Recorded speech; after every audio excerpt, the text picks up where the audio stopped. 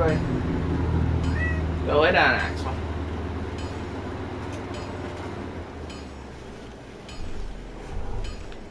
Go lay down, buddy.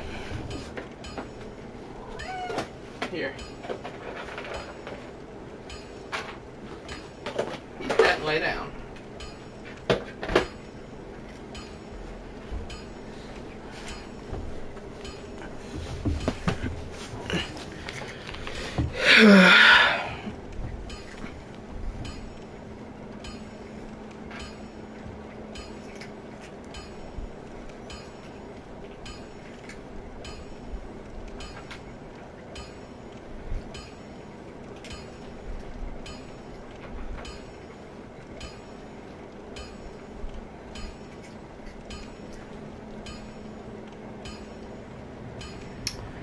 Let's see.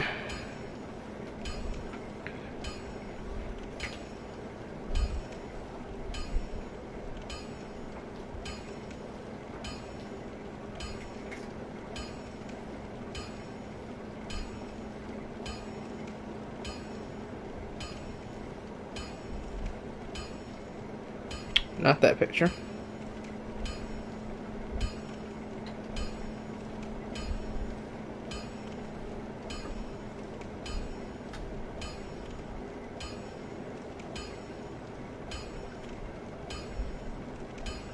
Hello, Miku-chan. So I had to tag everybody in the Discord for it.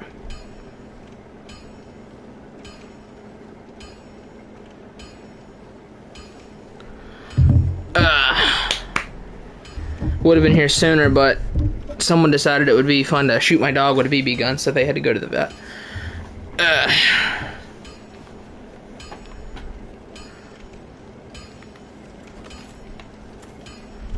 Make sure I remember how to play this game. Guess I'm fat rolling, but that's just because I'm going with a tank build for this. A Souls game where heavy load is viable? Hello? Maybe viable isn't the right word. Wow, this is slow though. Hello, Andre.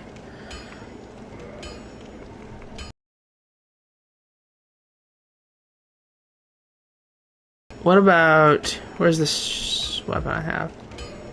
Claymore.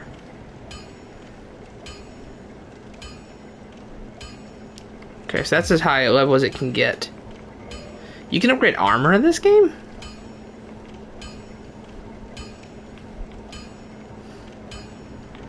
That's pretty cool. I didn't know that.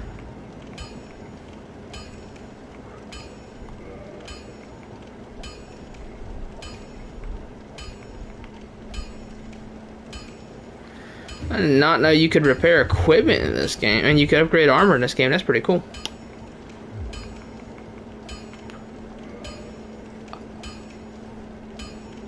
Okay.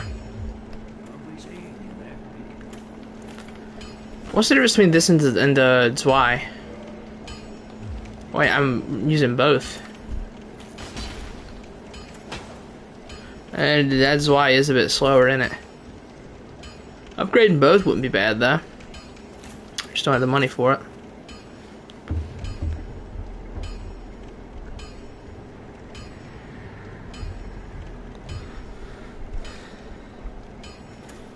Come equipped by the upgrade tool at the blacksmith. Okay, Lorenzo.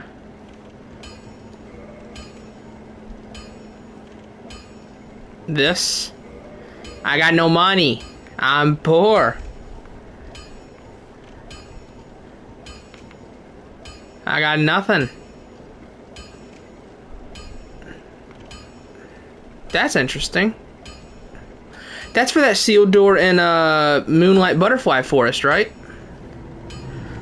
This must be for that sealed door there.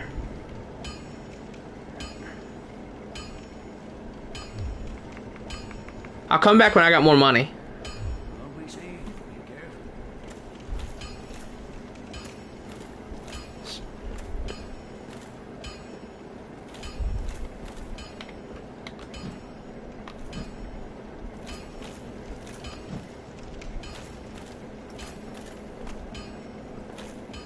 Alright, so we gotta get back to Gaping Dragon. Now, I'm gonna be honest, Lorenzo. I'm gonna be real with you. I did not know how to get back to Gaping Dragon. I'm gonna be straight with you. Also, Lorenzo, I hate to bother you with the question, but do you have Queline's Greatsword or Ansbach's Longbow? Because those are like two of the only weapons I'm still missing in the Elden Ring DLC. I'm also missing the Thiolar's Hidden Needle or whatever. Ooh! Oh yeah, the green greatsword. I don't have that either. I can just farm that. But yeah, I need to find someone to drop me the Ansbach's Longbow and the Queline's Greatsword, because I think I murdered Queline. Because I ran into the room where he's supposed to be in Shadow of the Erdtree in Shadowkeep, and the door was already open and he was not on the floor. So I think he might be past tense.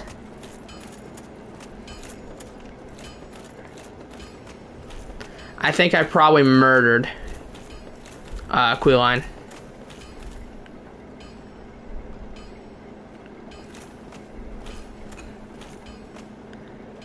First good where you fought Capra Demon. I don't remember where I fought Capra Demon. I can't teleport. I miss teleporting. I miss it.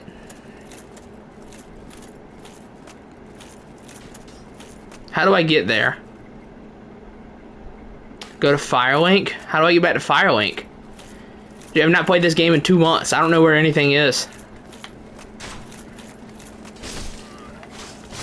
Oh, we're hitting hard now. We're getting big damage. Big boy deeps. Titanite shard. Dope.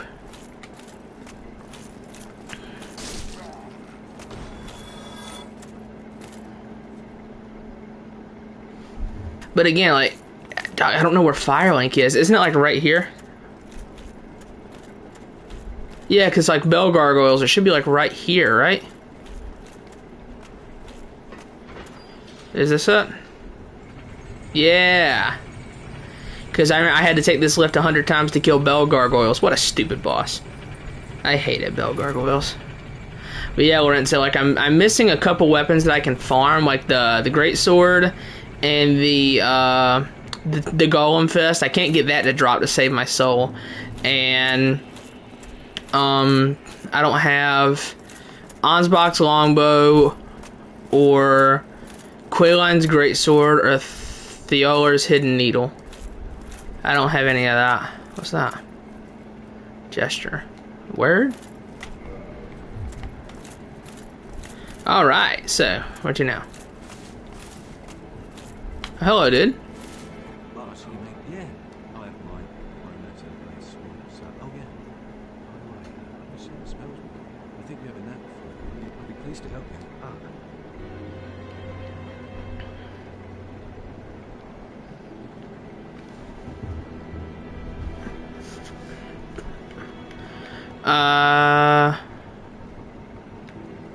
Is this a yes or a no question? Or does it not matter?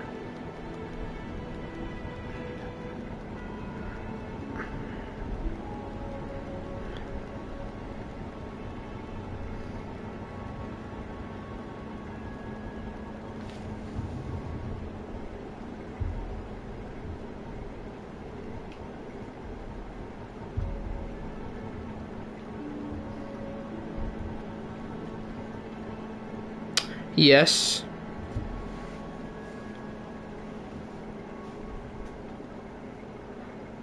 Okay. Oh, really? My bad. Chat's like, the YouTube chat is being weird I'm on the fringe. and not showing me like all the most recent answers. Not highly wished, people. What if I murder him? I'm pleased. Oh, and I'll be pleased to... Yeah, wonderful. I'm sure that... Here. A flame from the... Right, let's get some. You don't really have anything I want though. Wait. Right, be safe.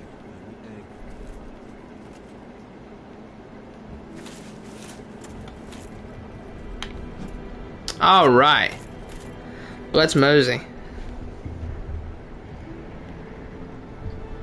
So, the way back to the sewer area with Gaping Dragon I don't know how to get there, I'm gonna be honest with you.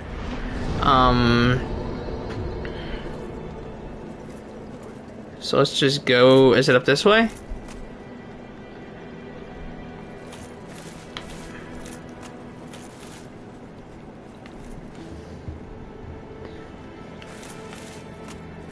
So up here. How close am I to unlocking teleporting, by the way?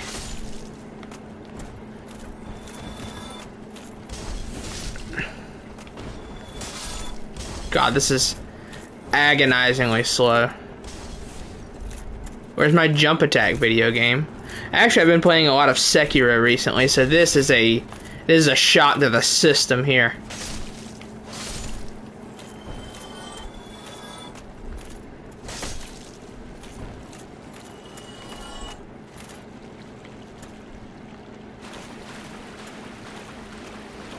Like 4 areas until in Orlando? Are you serious?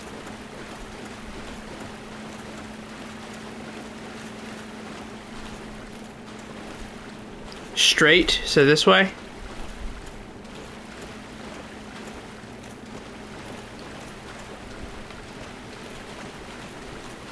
Oh, I remember this. This is the shortcut that is not short in the slightest. I remember this.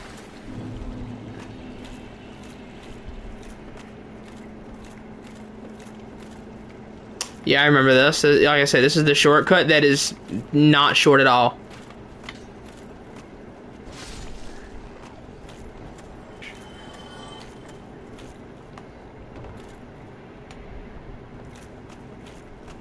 Let's see.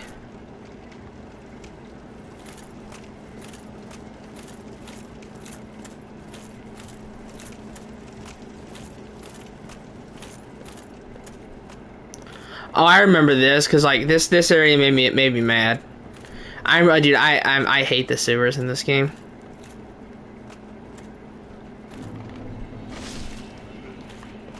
Depths.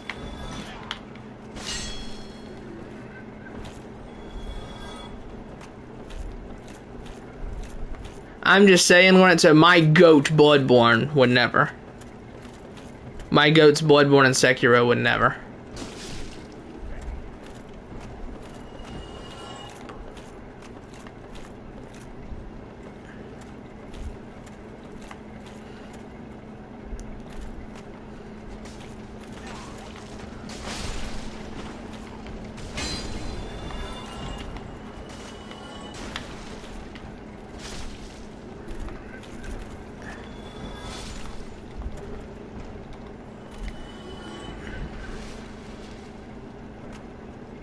Okay.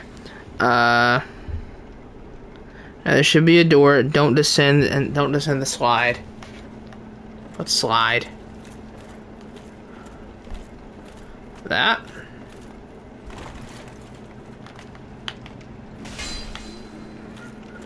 We do be fat rolling. It's fine though, we'll just tank stuff. Who cares? We will just tank, chat. Nah, I'd tank. Let me tank him.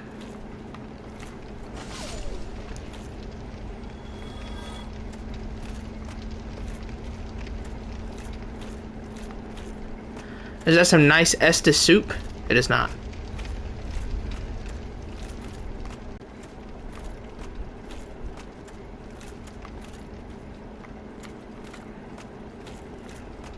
Okay. Is my music on? I should probably turn that off.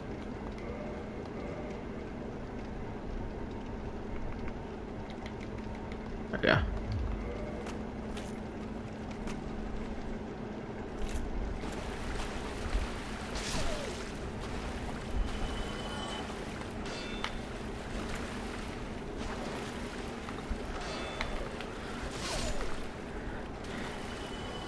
Do you think From's boss design philosophy is getting worse? That's a loaded question. I don't think the boss design is getting worse. I think it's their stubbornness in actually making the players more capable of things is the problem. Like, let me put it like this. If Radahn or Malenia or all these enemies were in Sekiro or even Bloodborne, it'd be so much better. So, like, if Bloodborne had a jump button and then like you put Radon in Bloodborne, in that combat system, you literally just add the jump button. He gets 50 times easier because movement is just better in Bloodborne. Yo, uncle. I think the issue is less of From's boss design is getting terrible, and it's more along the lines of why are we still moving like John Dark Soul and Elden Ring?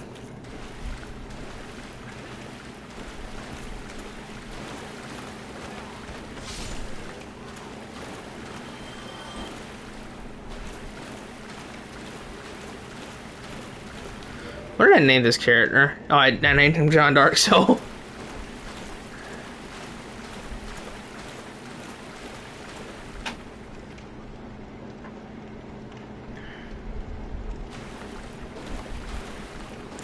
Yeah, but the dash is like infinitely better. Like it feels better. It makes combat feel and look 100 times better, more smooth.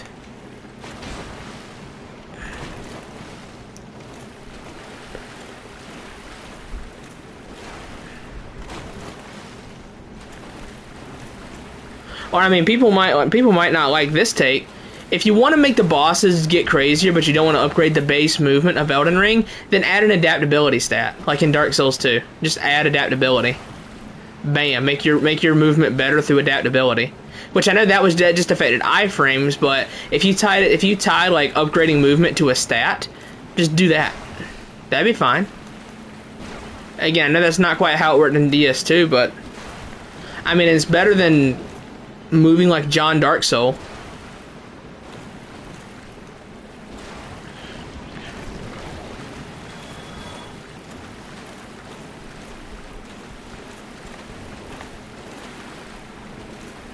Dude, these things take so long to kill.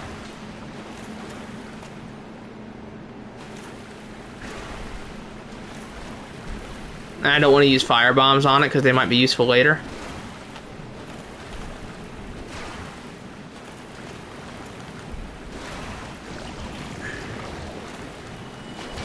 Oh, that was an accident.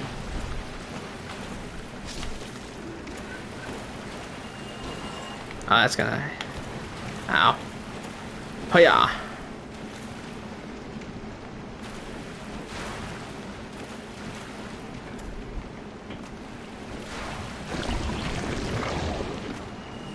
Haha, victory.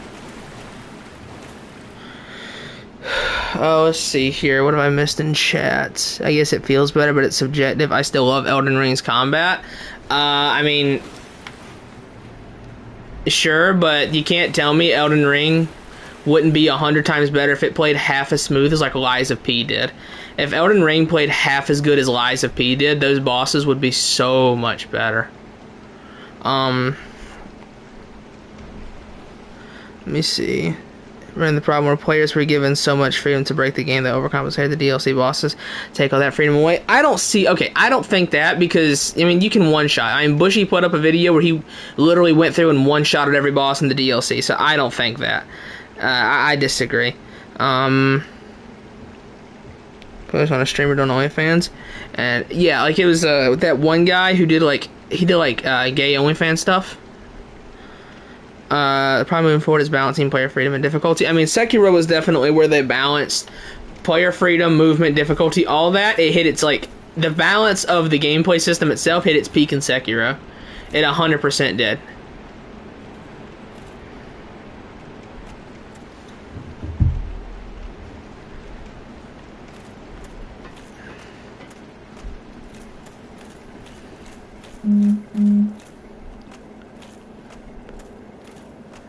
Okay, so we're here at this bonfire now.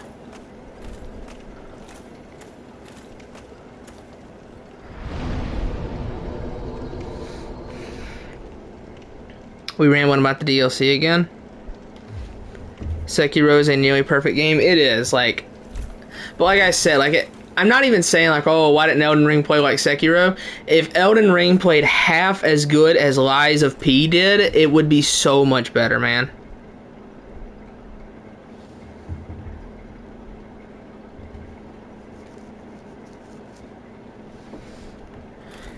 You fat rolling? Yeah, we're fat rolling. We're running the tank build in this game.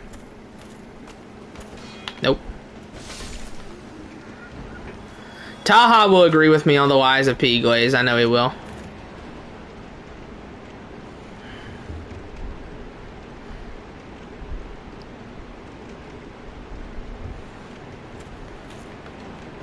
Nah, Ethos, you forgot to turn the filter off. Bro is washed.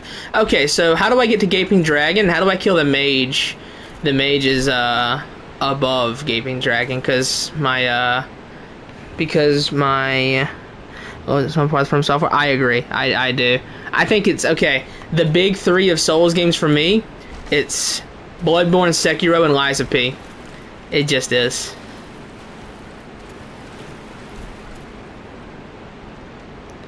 I had to get to the mage because my guy told me to make sure that you kill.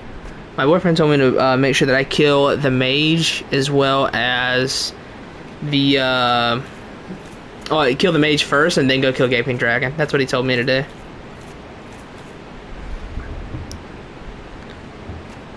Facts, Taha. I will die on the hill. If Lies of P was literally the exact same game from top to bottom, start to finish, but it was made by FromSoft, it would have swept the Game Awards last year. I guarantee you. I bet $100 on that. It could be the same game from top to bottom, but made by FromSoft. It would have swept the Game Awards.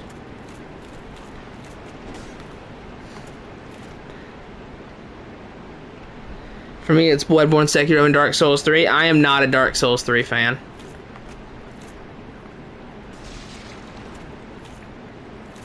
Of the game, my least favorite. Now, I'm probably going to end up liking it more than this game, but that's just because this game is old and janky and it's not particularly fun to play. The thing is, I'm playing this and Demon Souls out of obligation because I feel like I gotta do it. But I am not playing these games because I want to. Absolutely not.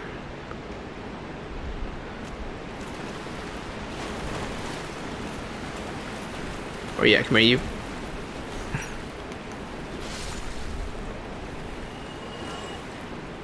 Never played Lies of P. Lies of P is peak. DLC is coming this year. There's the mage.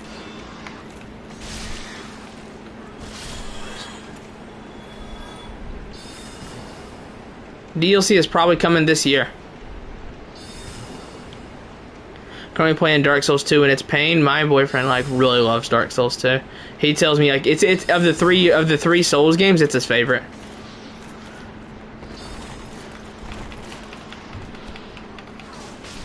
Wow.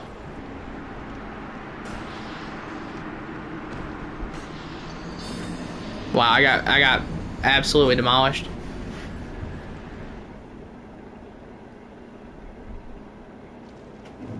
Okay, I know the way to the mage now. Yeah, the P Dorothy outfit. We'll have it. What's crazy is that the Lies of P DLC is gonna be like better than Shadow of the Erdtree in every single way, but because it's not made by From Software, it's gonna be like, man, this is pretty good. It's pretty good for a non-From Software game. That's 100% gonna be what people say. Oh, I'm poisoned. Oh, chat, it is so over. Poison in this game is like the worst. I'm gonna go rest at the bonfire. It is so over.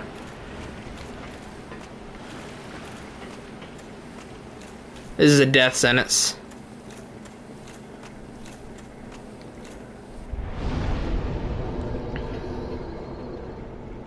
Dark Souls 3 is my least favorite. The bosses are the only upside. Yeah, I think the level design is really weak in Dark Souls 3. I think the bosses, some of the bosses are good. It's got a lot of clunkers, but the ones that are good are really good, I'll say.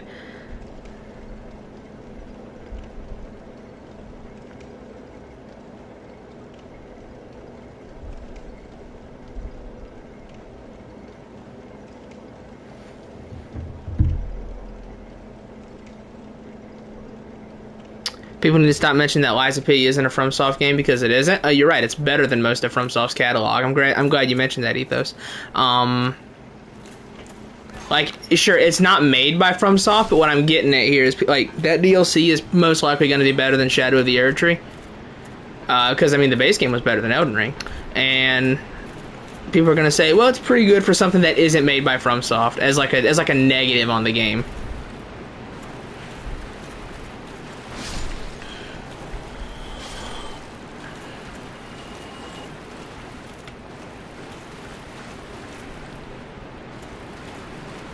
I don't think DS3 has bad level design. I think it has bland level design.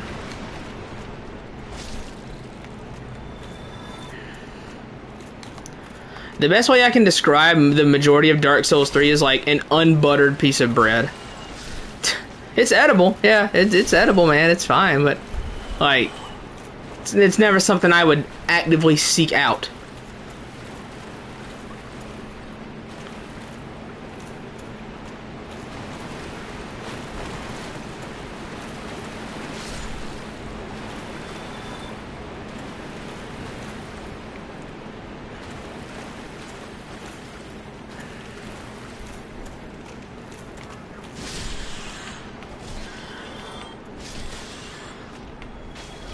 Oh, I'm dead. That's great, dude. I got poisoned. I'm dead. There's nothing I can do about that. I'm going to die. Like these rats are going to kill me off that. Have I got any items that can cure this? Because otherwise, like, this will kill me. I will go through. Okay, yes, thank God. You're gonna say I will go through 5 Estus flasks before that poison wears off.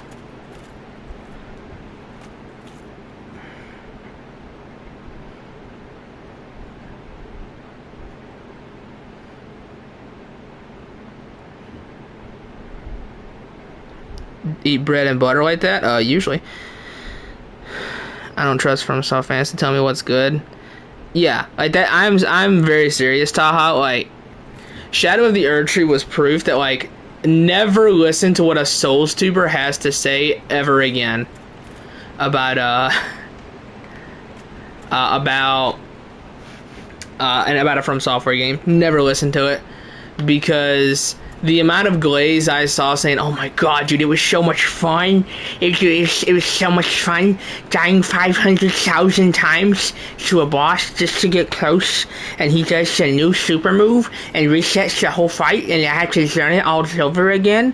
Like that is ridiculous. Like, this is jobless activity. I always say that. Like, it is jobless activity. These are people whose whole lives revolve around loving these games. Dude, poison in this game. Okay, wow. Okay, so this game sucks. Dude, really? I better do that. Like I said, that's a death sentence.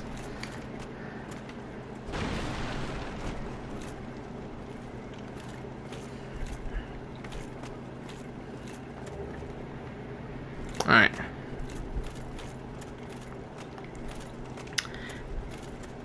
What, can they have opinions? The problem is, like, people are going to see them say that and then say, or hear them say that and say, wow, this must be true. This must be how From Software should be designing all of their games in the future. And then that's when, like, just ruin everything, I think. I think that relying too much, like, buying too much into these games being brutally hard is not a great idea for FromSoft. Like, Bloodborne and Sekiro is an acceptable and totally fine level of challenge, 100%.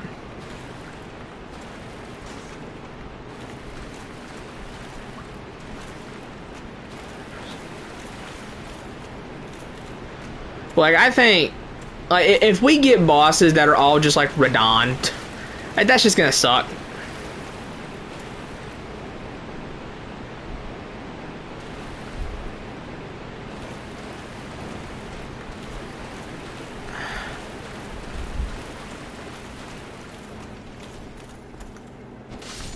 Because, I mean, like, the reason why Nameless King was considered, like, the hardest thing in Dark Souls 3 until its DLC was because, I think as some Red Albino put it, like, that boss kind of, whoa!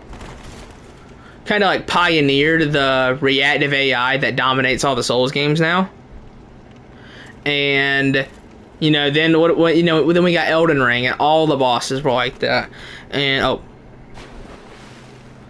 And, you know, if Radahn is like the start of the whole, oh my God, make sure you're rolling in the exact right direction, or you will get frame trapped and die and get 100 to 0. Like, if he starts that trend, then it is like, it is so Joseph over.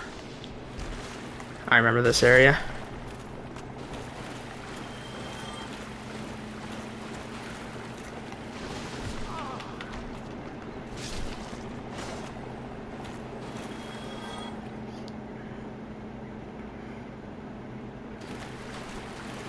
Why is Sekiro good? Do I need to make a video essay on this? Like, Lorenzo, this idea that nothing is objectively well or poorly designed is asinine. Like, that whole argument of yours is like, it is FromSoft cum guzzling at its finest, dude.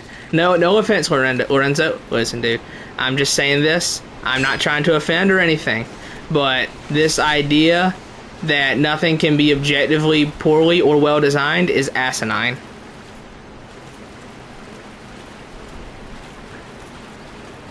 So Bed of Chaos is not an objectively poorly made boss? That's what you're saying, Lorenzo, right?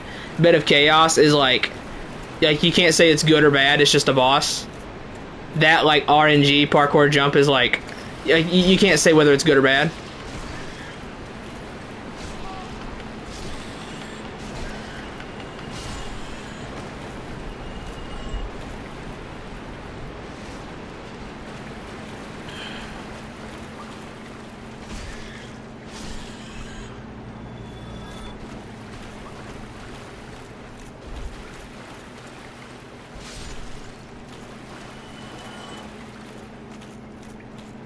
All right, this is like Lorenzo. This is like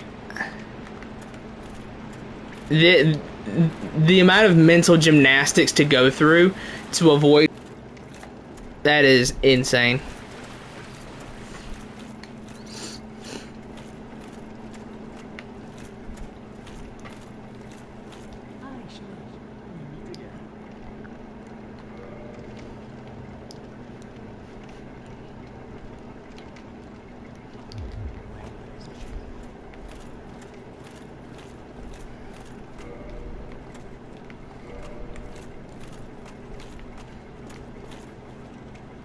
This guy sells boss weapons later. Okay, cool. I do not remember how to get to Gaping Dragon, dog. I don't remember how to get to him. How do I get to Gaping Dragon?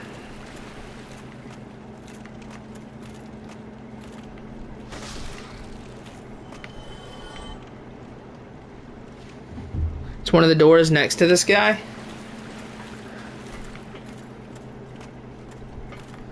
Is there a door in here?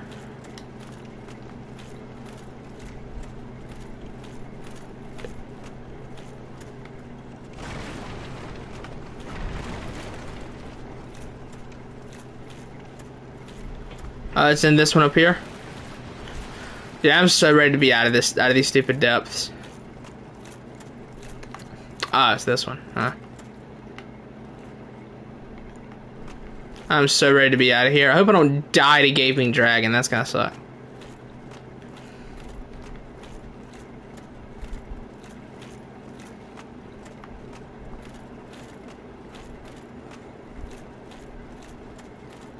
Hello, Bila. Or Bila, how do you say that? Whichever.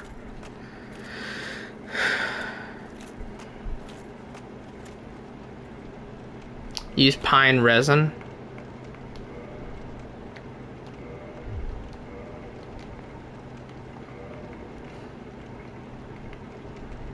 Do I have any? I do. Nice.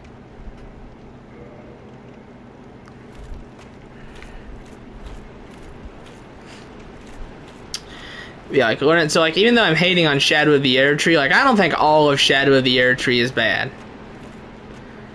I do think, though, that it's definitely, like, the second strike on FromSoft for me. Like, from a lore standpoint, a Shadow of the Erdtree was such a fumble in just about every single way. Like, did you know that Putrescent Knight's name in the files, the name of his model, is called Knight of the Gloam-Eyed Queen? Did you know that? Did you know that? Yep. Yep. Yep. That's right. Cut content, boys. Which, if I'm correct, Shadow of the Erdtree was originally, like, supposed to be base game content that, you know, got eventually turned into DLC. Which makes me think that Godwyn was probably supposed to be in Radahn's place, because there's no way that... Like, there's no way they planned 2 Radahn fights in development of the game. I think there was some rush at the end, and they just kind of stuck Radahn in there. I don't think Radahn was always intended to be there. Did you know that his big wombo combo that he does in Phase 2, his big crazy desperation move wombo combo, is like animations directly ripped off of Pontiff Sullivan? Same animation? Like, entirely same? Oh, that's funny.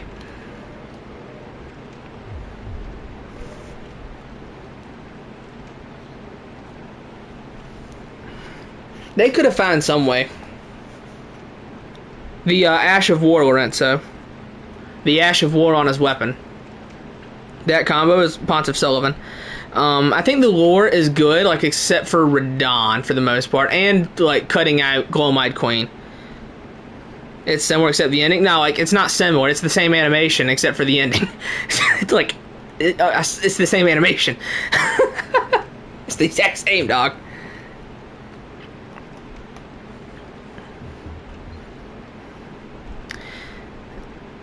I think that's probably what it was, Yakov. Godwin was supposed to be there, but he probably couldn't figure it out. Now, as for why Glowmite Queen got cut, I have no idea. Like, why did you cut Glowmite Queen? Gotta watch that cutscene every time.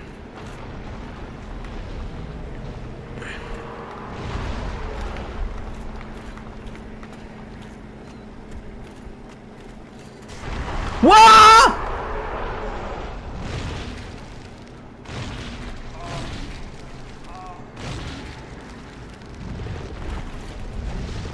What hit me?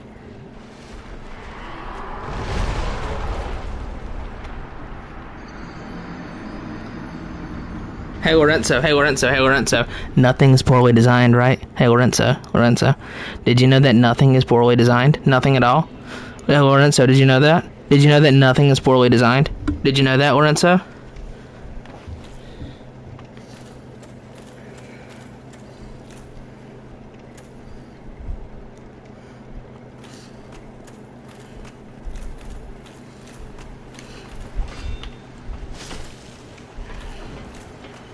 That was great, man. That was awesome.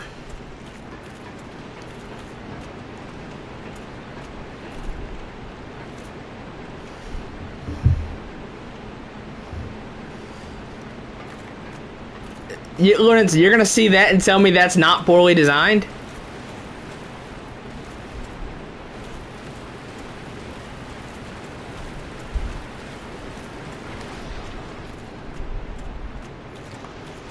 Dude, I can't wait to beat this game and then never play it again. I can't wait to beat this game and then never have to play it again. It's subjective. Fuck yourself, dude. Legitimately. That is the most pants on head stupid take I've ever seen. Oh, he stays dead. He stays dead. Dude, he stays dead. Oh my god.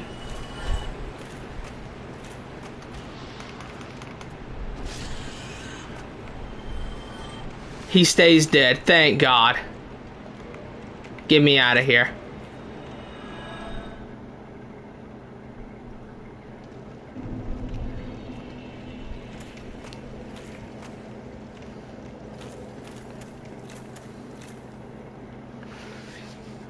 Soulsborne games are a punishment upon mankind. No, the thing is, like, I don't want to say these games can't be hard, because, like, do I love Bloodborne's challenge? Yes, I do. Do I love Sekiro's challenge? Yes, I do. Did I enjoy Dark Souls 3 challenge? Yes, I did. Did I enjoy the base game of Elden Ring? Yes, I did. But a lot of bosses in Shadow of the Erdtree annoyed me, but I don't think they really sucked or anything. I tend to get mad and say, "Oh, this sucks," but I don't think a lot of bosses in Shadow of the Erdtree were really that bad. All right, you're coming with me, Rat. I don't think any of them were great. I think Mesmer was pretty good, but I still wouldn't call him great.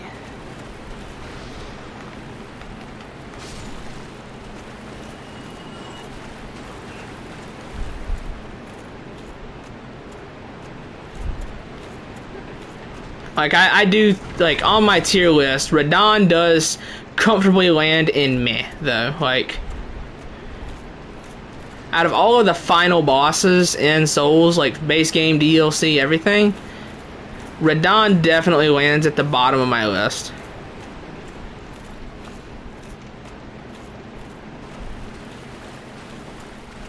For least favorite. Like, Radahn definitely falls at the bottom. Just the pick, the fight itself, the lore, everything. You need to replay it at least 2 times. Oh, what? This or Shadow of the Erdtree? I'm going to replay Shadow of the Erdtree except for Radahn with the deflecting tier. I'm probably not going to fight Radahn again for, I don't know, 10 years, something like that. I'll come back to him when Elden Ring 5 comes out or something.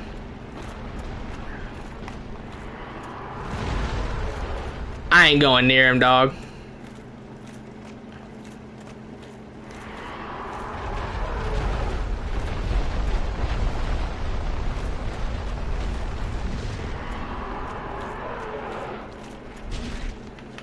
We are not doing a lot of damage.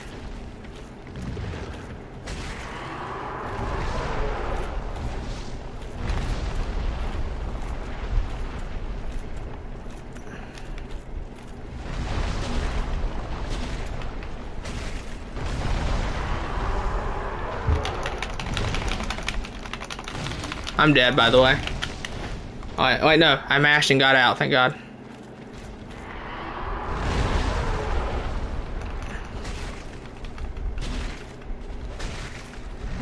You can cut his tail.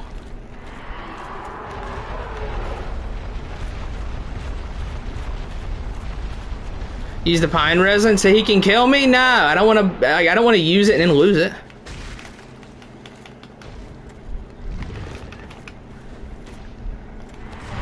Oh, I didn't have any stamina to dodge.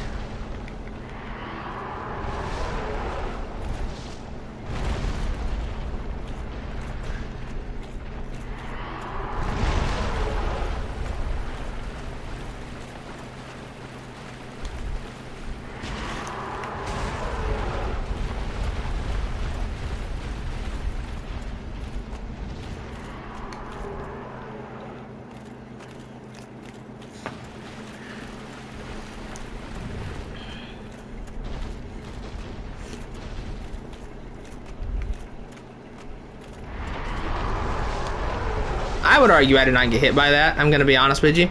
I would argue that first attack did not hit me.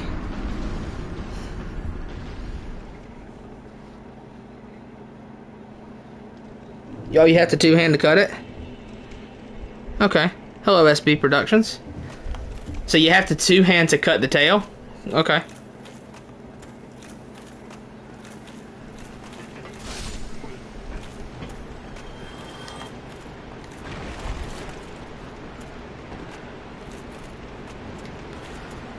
I guess I don't really need the shield in this fight anyway. Shields are on really good against humanoid enemies.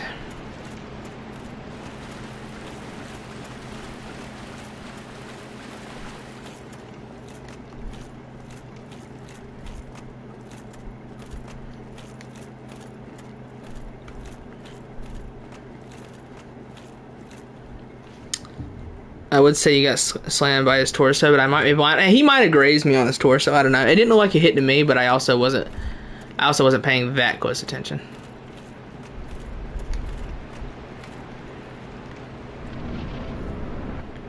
Like I said, I can't wait to play this and Demon Souls Remake and then never play them again. Do I get command grabbed for getting these souls? I don't. Okay. That's pretty decent damage. Oh.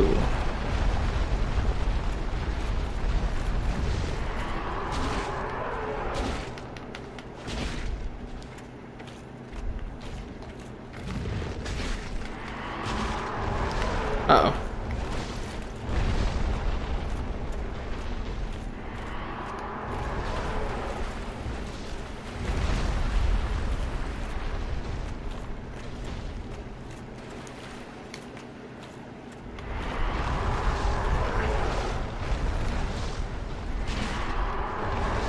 Oh.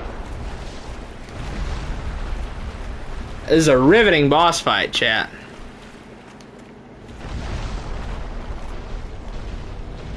This is a riveting boss. Really? You gonna sit still so I can hit you? I would approach from the sides, but I'm afraid I'll get a weird command grab again. Oh wow, that is a lot of damage. Or is that just because I broke the tail? That might just be because I broke the tail. Oh, I was hoping I figured he'd land back in the same spot.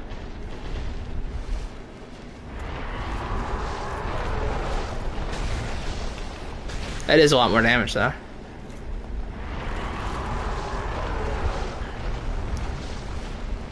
This is a very unique looking design for a dragon though. I gotta give him credit for that. This is a very unique design. He kind of looks like the fluorescent flowers in Bloodborne a little bit.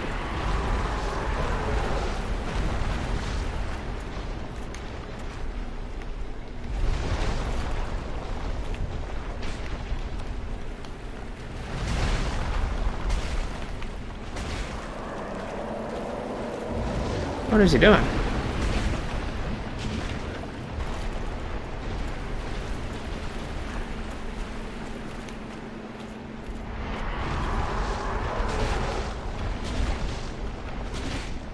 I should do that thing that Souls fans do where they see something that is even remotely similar to another boss and say, but dude, it's basically the same thing! Ow. Like how Godskin Duo is basically Ornstein and Smo according to some. Ow.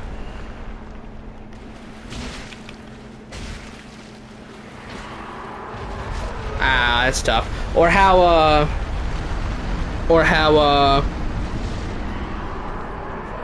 like people see One Reborn have the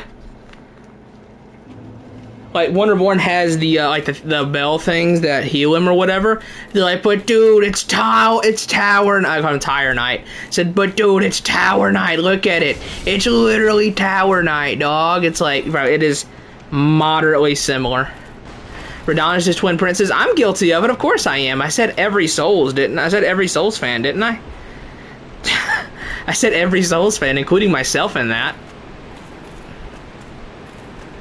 Yeah, I do it too.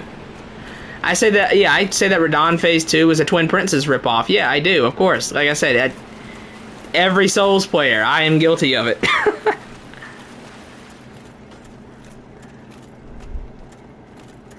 But you said it in anger? Yeah.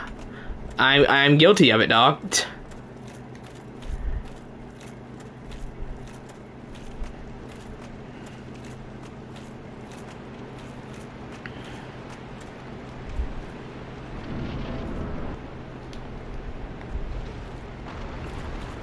Like I said, when I say every Souls fan, I'm including myself in that. Like, yeah. I have called Radahn Phase 2 a retread of Twin Princess constantly. Although I think Twin Princess is a much better boss.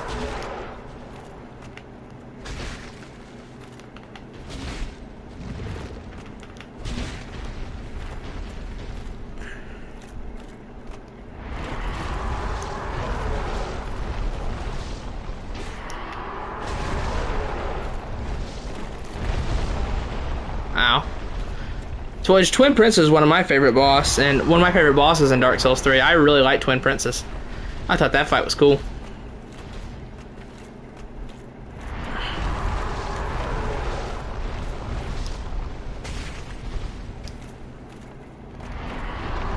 Turn this way, dude. John Dark Soul. Oh. Aha! Tail ripped.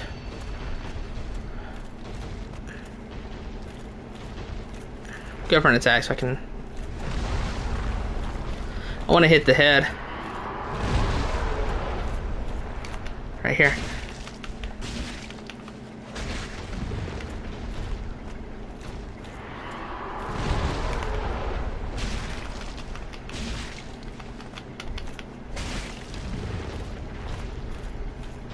Want to do that slam again, buddy? No? Okay. Not really. Let me heal so I don't get one shot by the command grab.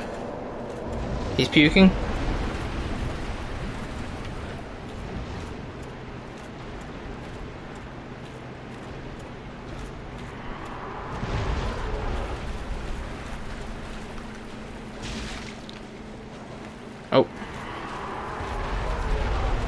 I'm dead.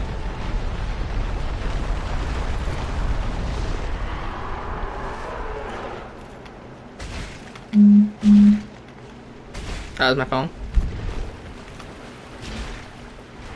What's he even hitting me with at that point?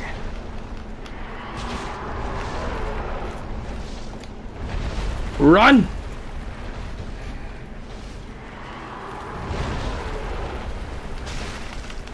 Haha! Dragon slain. That's a really unique look for a dragon, though. I do really... That's a weird pop in for that texture. Oh, Blighttown, thank God. Oh, yes, I love Blighttown. I've heard so many good things about that. That's a cool design for a dragon, though. 25,000 souls! Andre, I'm coming to shop, buddy. Actually, no, I'm not. I'm probably not going back there for a while.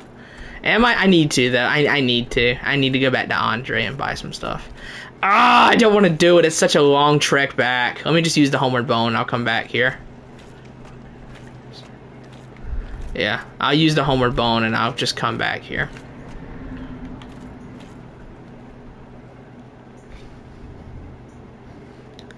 Alright. Let's go back to Andre. I need to go to Andre. Alright, let me read what I'm missing here. The foreskin duo. Therefore try thrusting, yeah.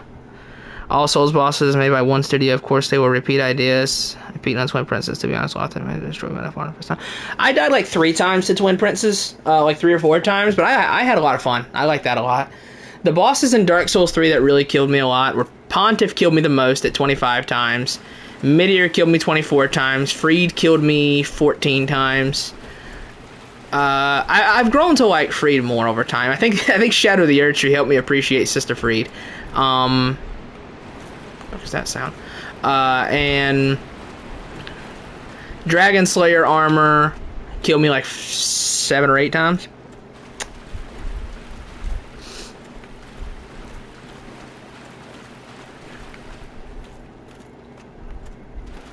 I plan to replay DS3 after I finish DS1. Nameless King killed me 3 times, though, I think. Like, I find Nameless King to be easy, but then again, like, I did play Bloodborne, so yeah. Like, Bloodborne definitely... you played Bloodborne before DS3. DS3 is a whole lot easier. The best boss, in my opinion, is in DS3 was Gale. I agree. Gale only killed me once. Gale had like a pubic hair of HP left on my first try, and then he killed me. And then I beat him on the second try, but I love him. Gale's like, he's either the best, he's either the first, second, or third best. Like, the big 3 are Ludwig, Gale, and Ishin. Did Shadow of the Erdtree help you appreciate Freed or a certain person? That's not Taha. I don't know what you're talking about. Chat. Nobody pay attention to what Taha's talking about, okay? Let's see.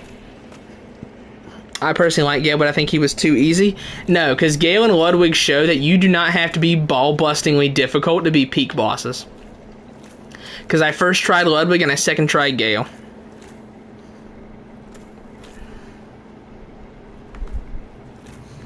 So I disagree, Lorenzo. Those bosses show that you don't need to be ball-bustingly hard to be the best bosses in the series.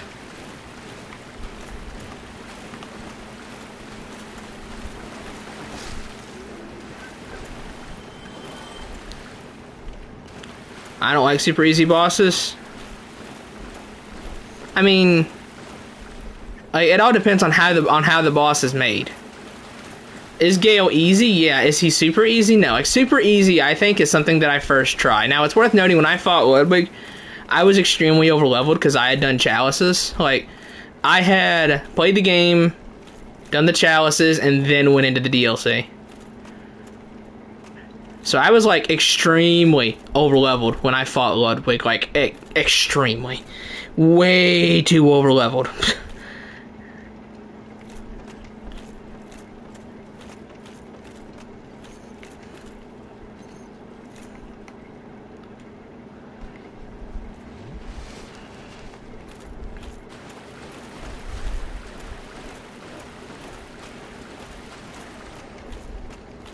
Now, that said, Orphan of Kos, I think Orphan of Kos still killed me a few times.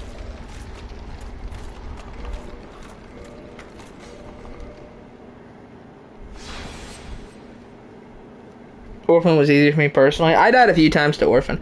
I died a lot to Bloodstarved Beast on my first playthrough, but I just, like, when me and Pichu do our bingo race of Bloodborne, which is going to happen, if there is a square that says beat a boss parries only, like, it's definitely Bloodstarved Beast for me.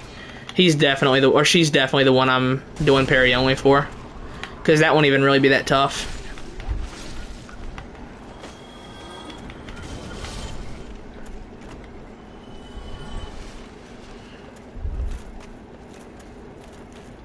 The boss that killed me the most in my first playthrough, the two that killed me the most were actually from the main game. It was Vicar Amelia and Rom. From the Chalices, it was probably Pthumerian Descendant or Headless Bloodletting Beast. And then from the DLC, it was probably Larry, but I don't remember. Well, okay, like, I think Ludwig is on the easier side. I don't think he's a super easy boss, but I think he's on the easier side of things. Now, again, I was extremely over level when I fought Ludwig.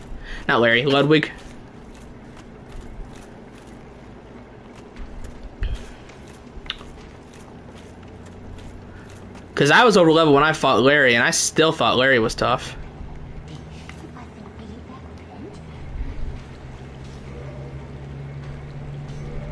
I am actually going to buy like 5 of those, because poison is a death sentence. I'll give me a couple of those too.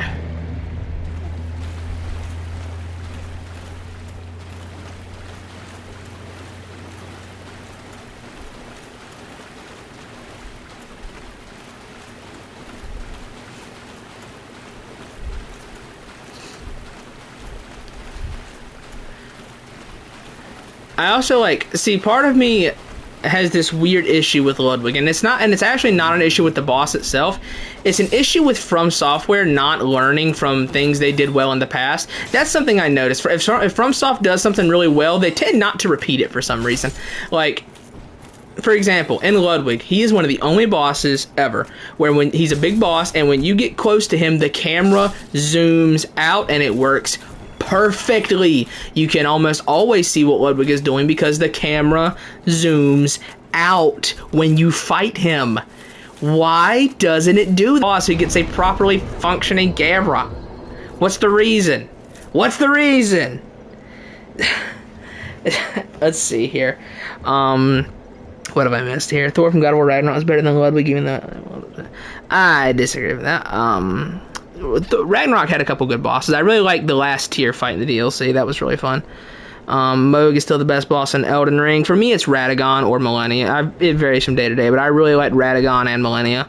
Haven't fought the good Sekiro bosses yet. Gyobu is a fine Sekiro boss. Gyobu's not bad. Just count yourself lucky you haven't fought Blazing Bull. He's the worst in the game. You sound like a nerd when you say subjective. Let's see. The Descendant. Yeah, the last Pthumerian Descendant was brutal. And I don't know if you ever thought Pthumerian Elder Productions, SB Productions. Pthumerian Elder in the second Hintertomb Chalice, oh, he's one of my favorite bosses in the game. Like, out of the base game roster of bosses, I think Pthumerian Elder is probably my favorite. Him or Shadows of Yharnam. I really like Shadows, and I really like Pthumerian Elder. Let's see. I'm not much of a Ludwig fan, to be honest. I think Maria No Parry is more fun. It is, but it doesn't make her any harder. Like, okay, on my 30th playthrough, I was in a Discord call, and I was telling Yakov, yeah, man, Maria's absolute joke of a boss. I've literally never died to Maria these days. At all, in my 30 playthroughs, never once died to Lady Maria. And Yakov was like, oh, I think it was Yakov, said like, oh, if she's so easy, try beating her without parrying. And I said, word? And then I beat her with no parrying and still only used like 2 blood vials. It doesn't make Maria any harder, not parrying her. Granted, I was using the Beast Hunter save, which is like perfectly made to hard counter any humanoid enemy in that game. Who is Larry? Lawrence. Lawrence is Larry.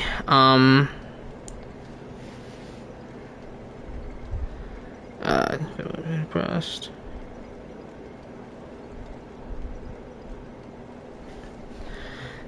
The hippos in Shadow of the Erd Tree also zoom out. I don't remember that because I killed all the hippos so easily. Like, Golden Hippo and Shadow of the Erdtree I beat on the second try, because like the first time I ran in there not even using a real weapon, like I can't remember what I was using. It was like Dancing Curve Sword or something.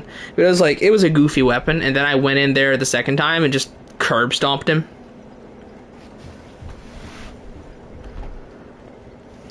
I rarely ever parry because I'm bad at it. I'm bad at like this parrying. Bloodborne parrying I'm good at, but I am very bad at like Dark Souls parrying, which I think this parrying system needs to be revamped anyways. But anyway, that's neither here nor there. Alright, where you at, Andre?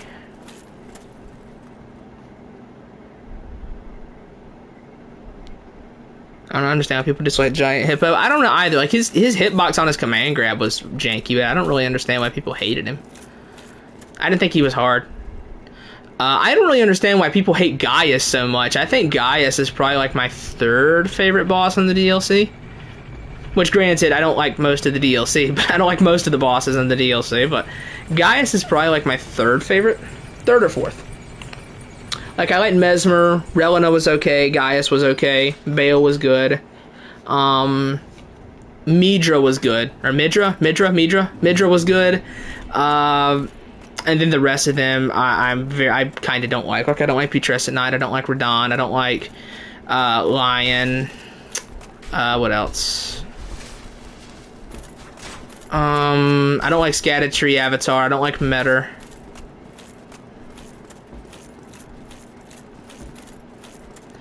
Gale has one really weird attack, which is the charge forward. That attack obviously sucks, but other than that, I don't think Gale had a bad attack. I will say the game tries to deceive you against Gaius. I don't think the game tries its hardest to deceive you against Gaius, because I don't know why I called him Gale. Because they almost make it seem like they want you to fight him on horseback, and then then you try it, and then you realize, oh wait, that's right, Torrent combat is barely functional. Why would I ever do this?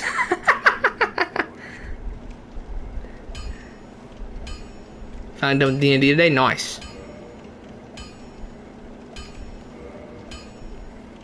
I am.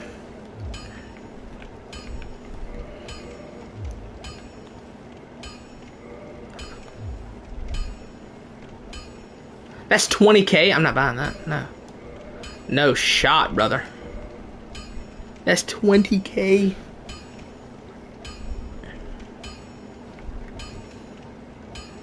And I am actually going to upgrade the Zwei a little bit. How many of these do I need? 5?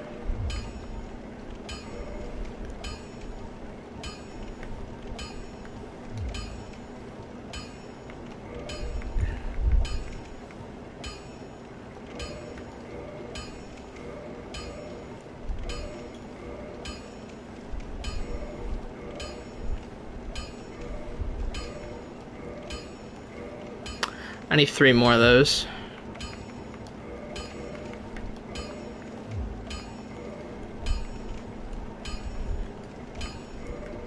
Nice.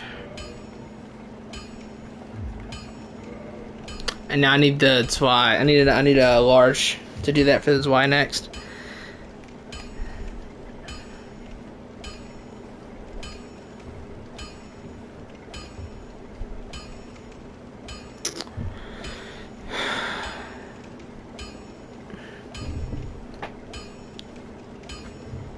Saying a boss is bad because it's unfun proves my point. Are you talking to Taha?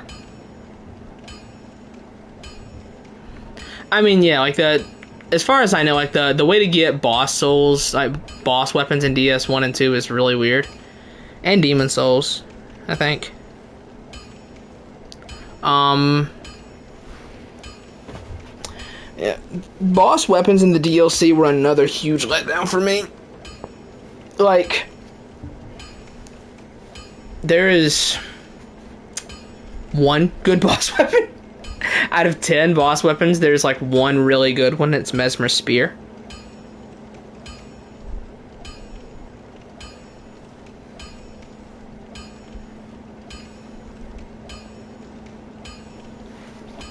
Saying a boss is bad because it's unfun proves my point. What did Taha say?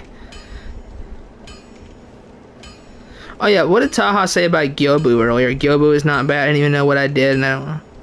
Boss to do is Erdtree Sentinel was a more fun boss. Dude, Gyobu is fine, Taha. What are you talking about?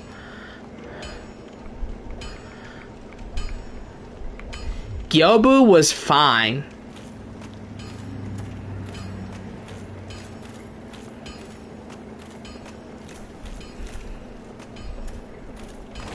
Like, on my tier list, I probably put Gyobu and Tree Sentinel right next to each other. Pump the Vig. Yeah, I probably put Gyobu and Tree Sentinel, like, literally right next to each other. Because, like, from my perspective, they're, like, I almost view them as the same boss. Like, they have the same purpose. Because, you know, like, Tree Sentinel is the first boss, but Margit is going to do most of the heavy lifting and teaching you how to play Elden Ring. And, you know, in similar fashion, what's it called? Gyobu is the first boss, but Lady Butterfly is going to do most of the heavy lifting and teaching you how to actually play the game. Like, they're the same boss to me.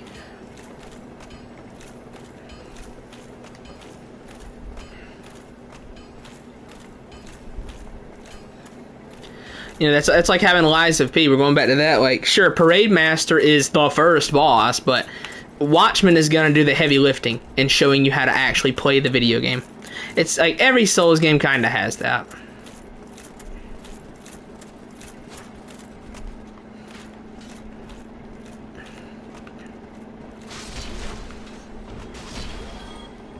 I think for the smaller enemies, I'm going to be using the Claymore. For the big guys, I'll probably use the Zwei.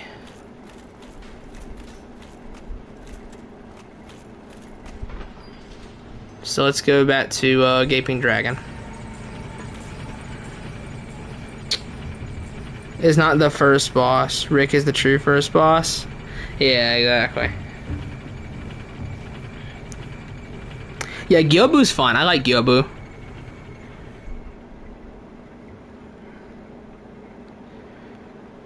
Improving yourself and eventually coming back to beat them. Okay. This is true for base game Elden Ring's bosses. Because, like, if you're, like, not able to do it because of your stats, you can level up an infinite amount, come back and win and feel good about it. In Shadow of the Erdtree, you've got a cap. And that's why I think, like, the Shadow Tree fragments, I appreciate the idea, and I think it was a good idea. But I think overall in execution, it kind of falls apart when you compare it to normal leveling.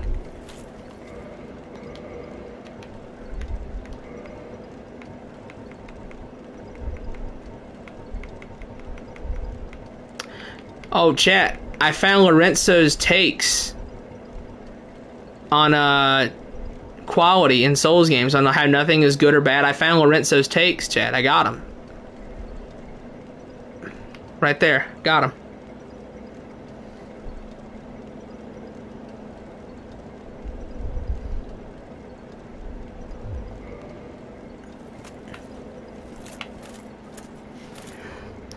Let's see.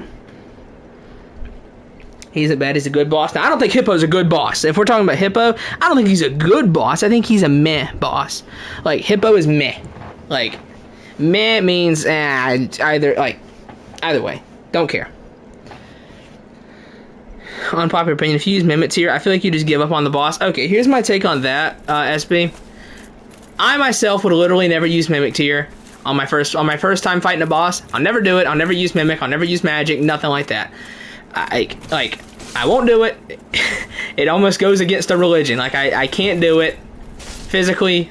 I will not ever be able to do that. However, I do not think there is anything wrong with now. Somebody in the chat has, and I give him a hard time over it, but like, I don't think there's anything wrong with it. If you can't beat a boss and you don't want to smash your head against it, that's fine. There's nothing wrong with that. Like I said, I would never use it. I don't think there's anything wrong with using it though.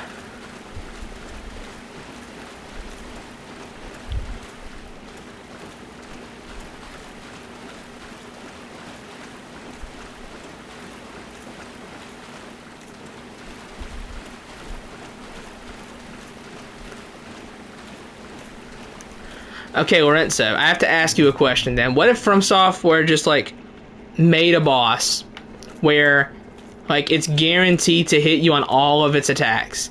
All of its attacks, every single one of them, and it came down to pure RNG to win that.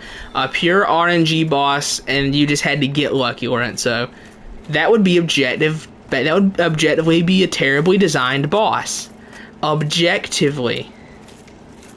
And that's where it kind of falls apart now. So it would still be subjective. I'm removing that comment. Just for how stupid that is. I'm removing it. Let's see here.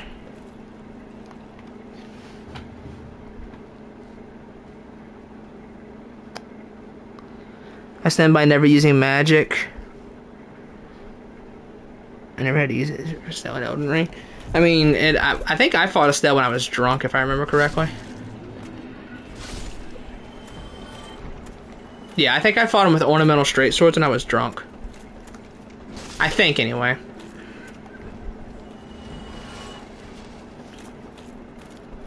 There are a couple bosses in Elden Ring that I don't remember. One of them is Placiduous Axe, because I was absolutely smashed when I fought Plassey. And the other is Malekith. What I do remember, though, is that the Tree Sentinel outside of Malekith killed me like 10 times more than Malekith did. I do remember the Tree Sentinel was the real boss of Fair Missoula.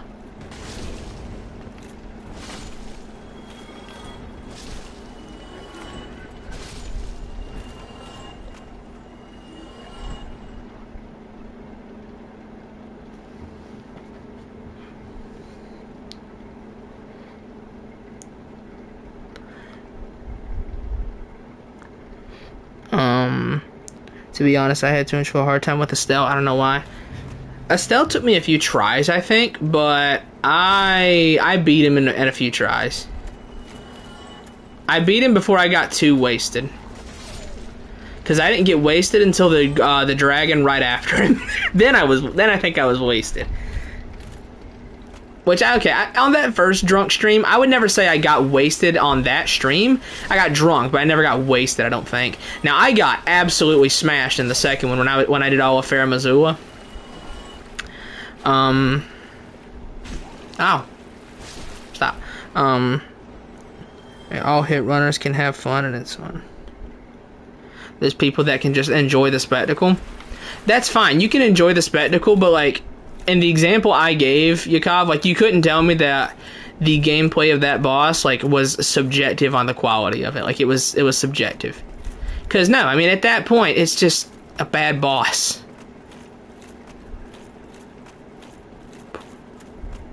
Oh, I could be going down here instead of all the way around there, chat. I may be stupid. And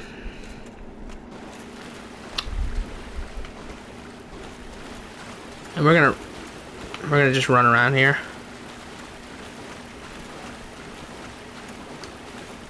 Man, I'm telling you, I hope Black Myth Wukong comes out next month and is like...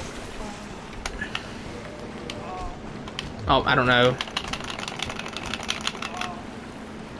Oh, Leviosa. Oh, you cunt. That's not the button I hit, video game. I was sprinting and he rolled. I was sprinting and he rolled.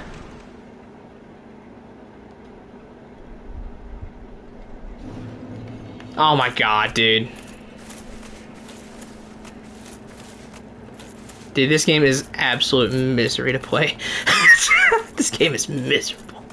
Ah! Move.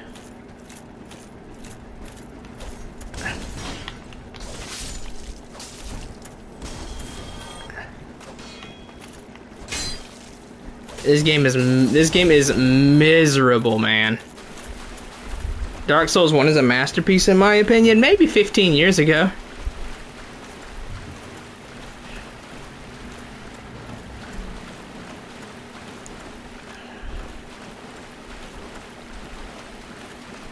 But like I said, Dark Souls 1 and Demon Souls, like they're two games that I'm playing out of obligation. Like, my goal is to kill every single boss in the Souls series. That is my goal. I will kill every boss in Souls. I will. I'll get it done. But one thing's for sure with this game, and probably Demon Souls as well, is once I finish them, I'm never playing them again.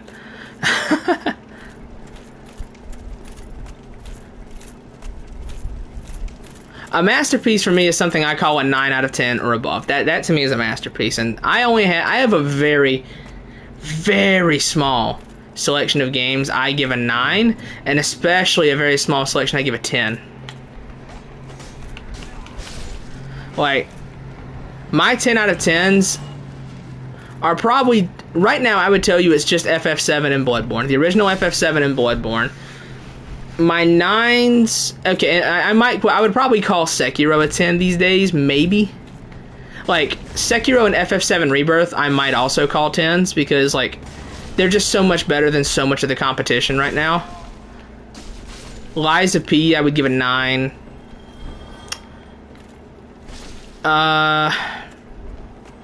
Hi-Fi Rush, I would give a 9. That's all the 9s and 10s I can think of off the top of my head.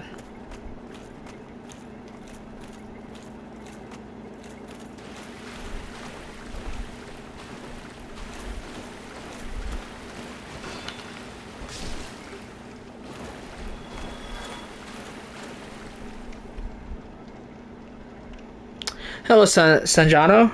Sanjano? Yeah. That one. That name. Dark Souls 1 is a 10. I disagree. It's too janky. The game is too janky.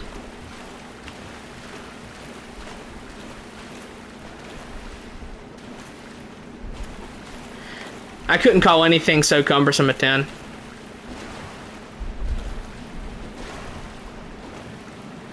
It's like people who call The Witcher 3 a 10. Like, did you just watch it on YouTube or did you play the video game? Because playing The Witcher 3 is aggressively unfun. And that's kind of like how it is to play Dark Souls 1. It's just like The Witcher 3 and Dark Souls 1. Sure, they might have like a lot of good factors elsewhere. But if playing the video game is aggressively unfun most of the time, then I can't give it a 10. The entire experience of Dark Souls 1 is a 10. My entire experience has been a lot of complaining.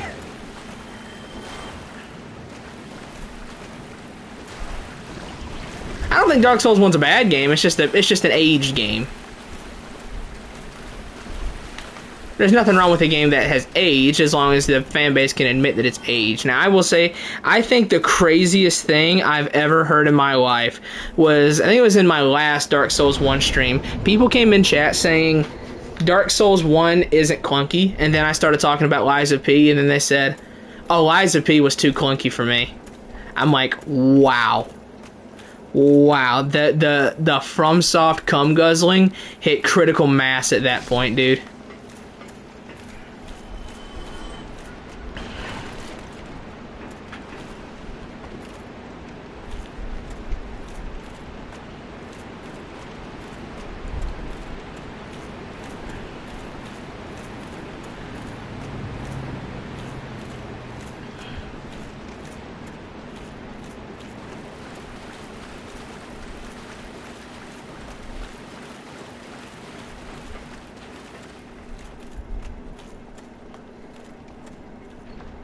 Oh, we're going to Blighttown. Can't wait for this.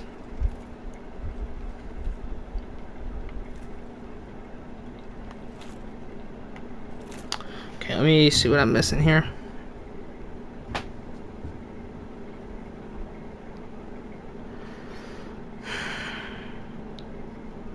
Really, Taha? You wouldn't call OG FF7 a masterpiece? Because I still call that game... I still think that's the best game ever made. The entire experience of Dark Souls 1 that makes it a 10. I can't get behind that. I just can't. I simply can't get behind that. My brother said Witcher 3 sucks, so I won't even try it. Okay, Witcher 3 does not suck because my boyfriend loves it, right? He loves it. But I will say, like, the thing is, everything in The Witcher 3 is fun except for playing the video game. That's the thing. Like, the side quests are great, the open world is great, the characters are great, the RPG elements are great. Everything in The Witcher 3 is it's immaculate, except for playing the video game. Playing the video game in The Witcher 3 is miserable. Let's see here. Dark Souls 1 definitely isn't art. It just isn't a masterpiece in any shape or form.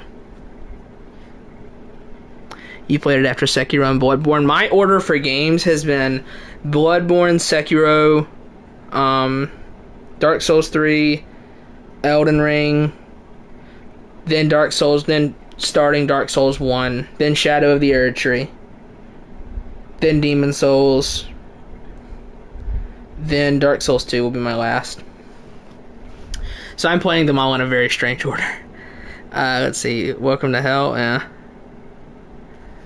Also, Hello Chocolate Frenzy. Dark Souls equals art.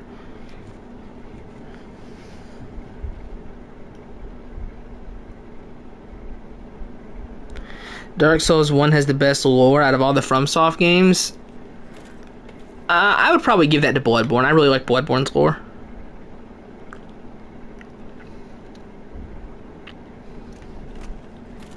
I think Bloodborne has got some really cool lore.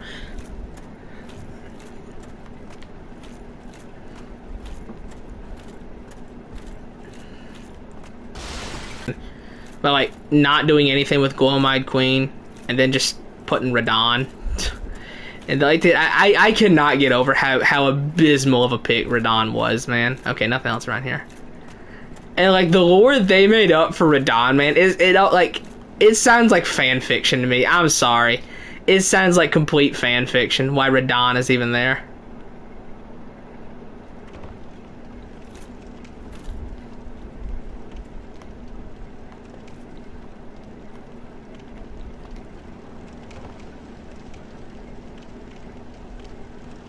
Oh, thank you, SP Productions. Wow, dude, dog, appreciate that. What the hell? Appreciate that, dude.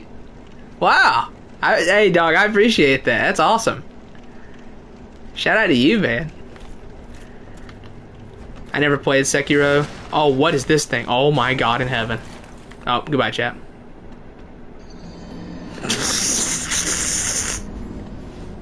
So this is the type of day I'm about to have.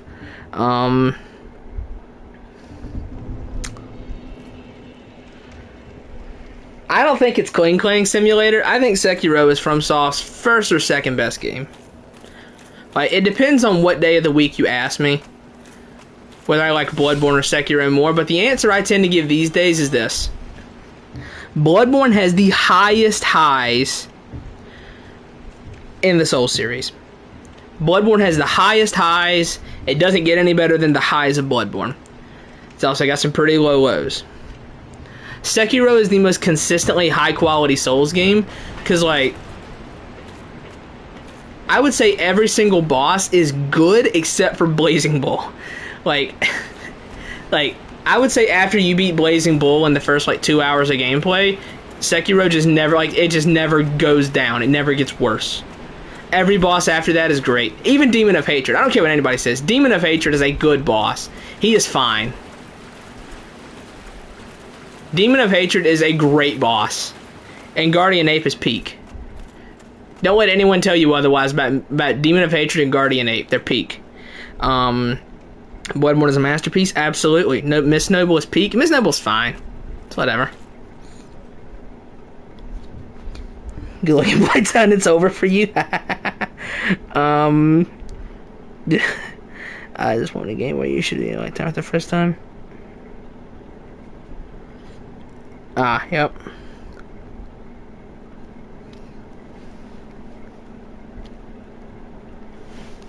Alright, let's continue this. But I appreciate that, SP Productions. Seriously, man, that's crazy. I appreciate that.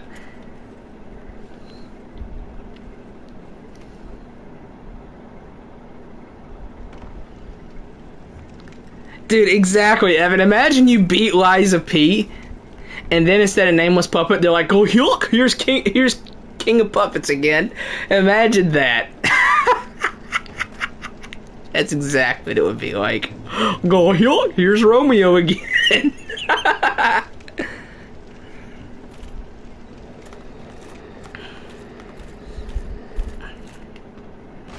Oh, I'm in trouble.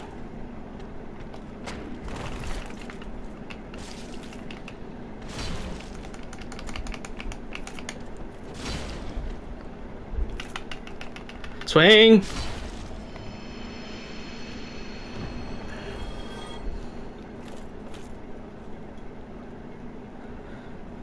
Surely he doesn't respawn, right? Yeah. Oh, Liza at the end of the Liza P DLC, dude. Exactly. I said at the end of Nameless Puppets. Yeah. Imagine at the end of the Liza P DLC, the boss is just King of Puppets again. You can parry the fat guy parrying in a Souls game. Really, Yakov? Your bloodline is weak, Yakov. Unlike Radahn, Romeo was a fun and engaging boss. I think Star Scourge Radahn was great. Star Scourge Radahn is twice the boss that Consort Radahn will ever be. Oh my god in heaven.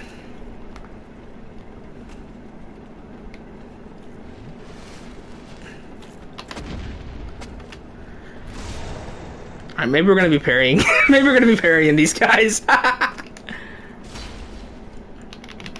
Oh. Hit him! Hit him! Haha. Maybe we will be parrying. maybe we'll parry. Maybe just a little bit. What did I even say? I don't know what you're talking about, Yakov. Aztecs and babies and temples. I wish that like Bloodborne 2 would happen and Ailing Loran with an Aztec and like Loran would be based on the Aztecs. That would be so sick. Aztec Loran dog for Bloodborne.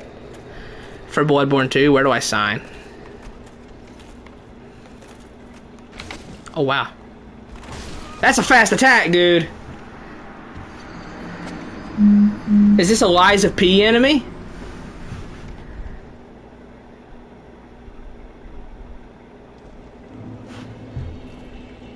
Have you never fought Star Scourge Radahn one-on-one? Have you never done that, Taha?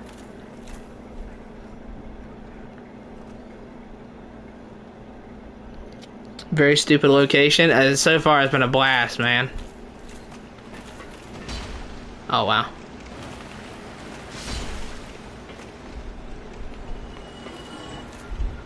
No, never. That's crazy. Aztecs believe they were at the end of ages. You could do something with that. You could. I mean, Aztec Loran with like their own unique great ones, because we know Loran had a beast plague. I mean, that's what the whole chalices are, and the dark beasts are all from Loran. Aztec Souls games win. I'm saying, dog, Bloodborne 2 in Aztec Loran. Make it happen, From Software. Make it happen. Taha, need I remind you that I fought Star Scourge Radahn and then literally felt so bad about summoning that I quit out before I killed him and fought him normally?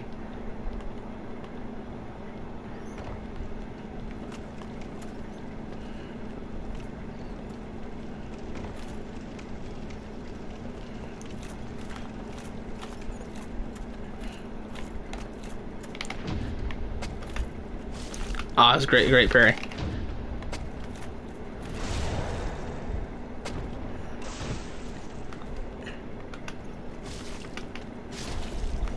Okay.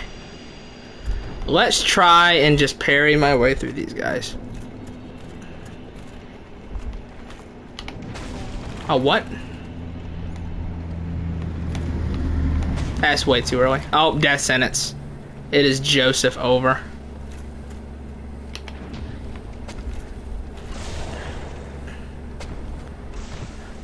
That's what they should call the poison status effect in this game. It's like a Final Fantasy Doom clock. Have you done Mortal Journey in Sekiro? Yeah, I did it on my first try.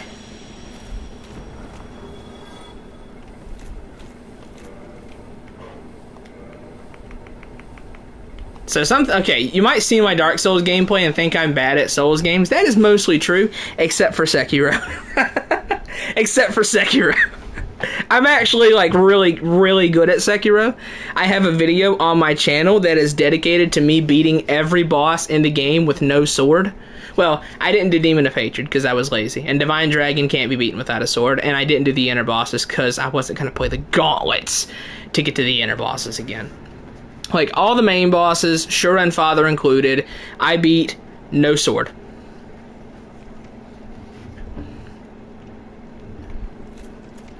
And when I did Mortal Journey, I did it on my first try.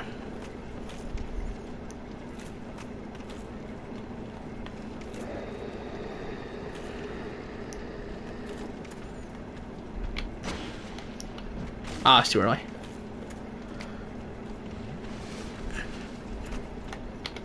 Too early. Oh, it's Jover.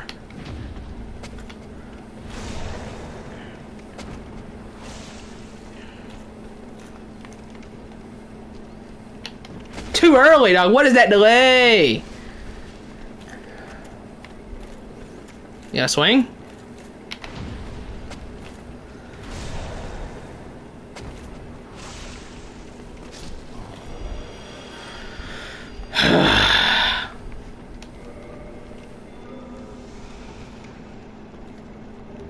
Yeah, you can choose the inner bosses individually after you get to them in the gauntlets, though. I need to go back and do it. I've been meaning to go back and do the inner fights with no sword, which it wouldn't be that bad.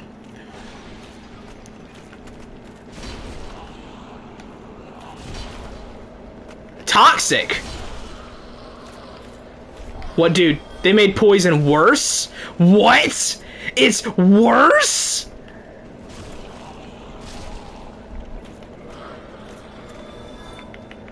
Poison 2 just dropped?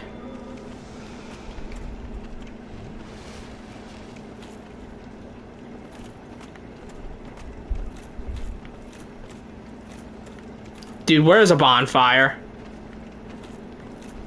Axel, can you move, please?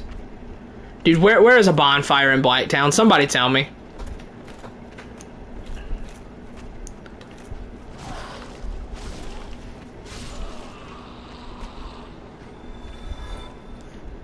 No sword. I used the prosthetics, but I didn't use any prosthetic follow-ups because that uses the sword. But I used prosthetics, jumping on people's heads, and the Senpo combat arts. A lot of praying strikes. A lot of praying strikes, man. Basically, I punched the bosses to death in Sekiro. On that run, I punched them to death. Oh, and I didn't deflect. Because that is posture damage using the sword. I did not allow myself to deflect using the sword. I could use the umbrella, but I could not use the sword. The rules were no attacking, no blocking, no deflecting, no mortal blade, no sword arts, no lightning redirect, no stealth death blow, no anti-air death blow, no prosthetic follow-ups that use the sword. That was the rules for the run. What just... Dude, what put toxic on me? Did something hit me?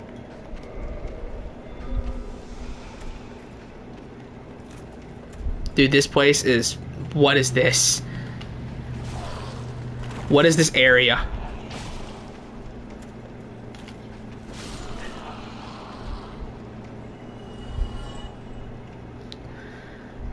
What do you think FromSoft's next game will be inspired or anything about the next game? Okay, Michael Zaki himself said like he wants to pursue the gameplay ideas that were in Bloodborne and Sekiro. He wants to follow up on those and expand on those. I would love for them to make something cool. Dude, constantly.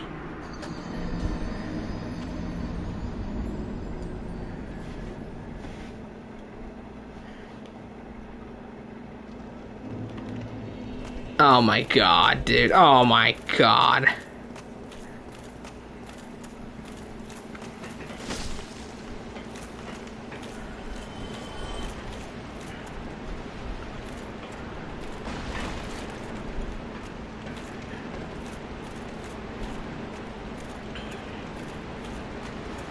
I will say, if FromSoft starts like making a bunch of open world games instead of sticking with their linear game design, I'll officially label them as washed and probably stop buying their games.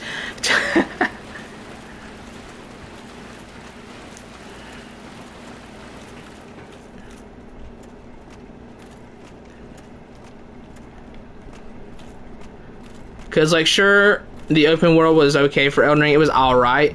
But the thing is, the open world in Elden Ring is only alright on your first playthrough, and then after that, you're never going to touch it again.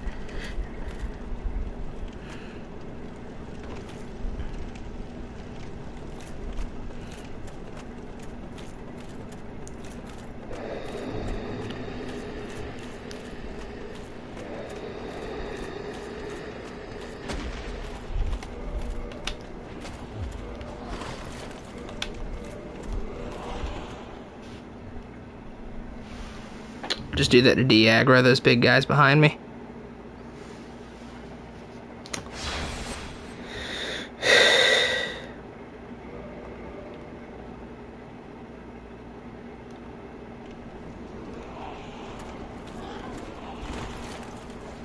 Okay, where's this dude at? Where's Blow Dart Man?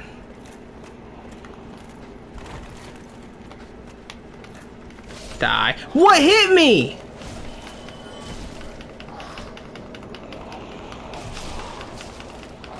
Dude, that's 7,000 souls over there. What, dude? What even hit me?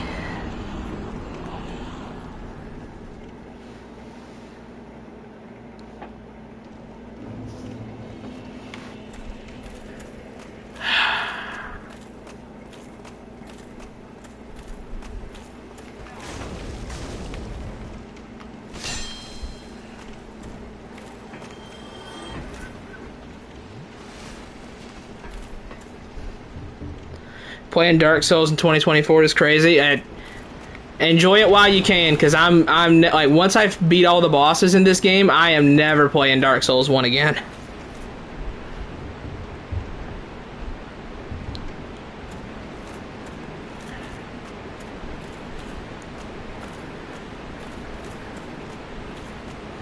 I will play it, beat all the bosses, and never play it again.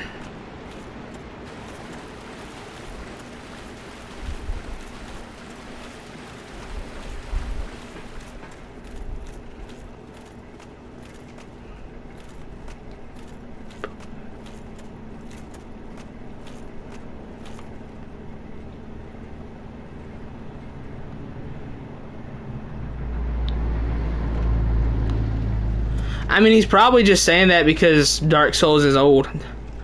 Because, I mean, Dark Souls is an old, clunky game that people don't really play anymore. Like the first one. I'm not going to say ban him for being a troll account or something. I mean, he's not wrong.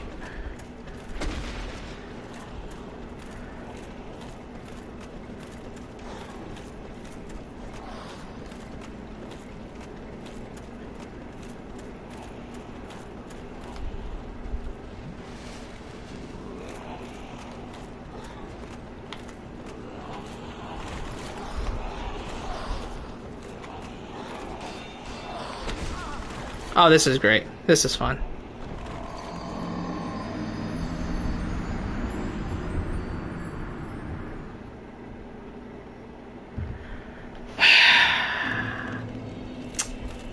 Yep.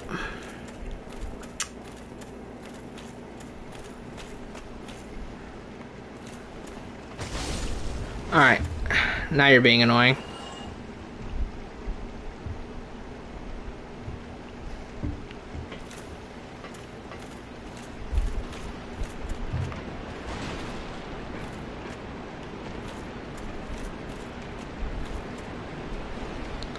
Alright, see you, Lorenzo.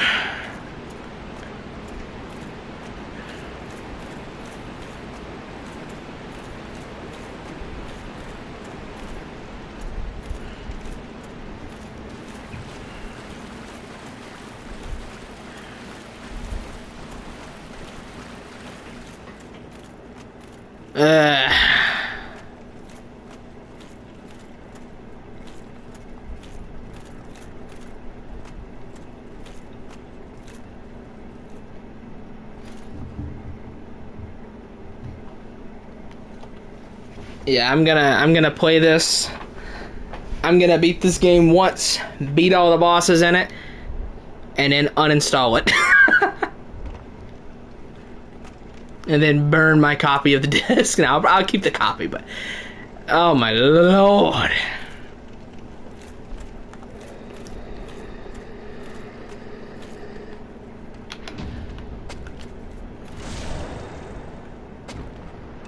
Hello, Charge Strike. Hope all is well. Well, I'm in Blighttown, so all is in fact not well.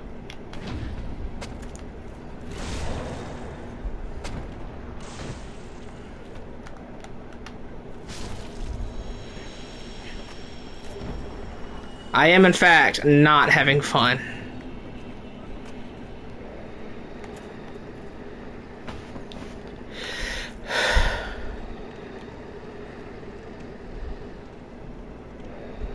What are you doing?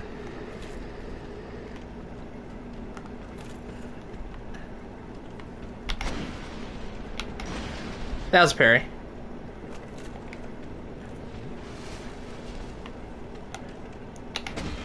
That was a parry.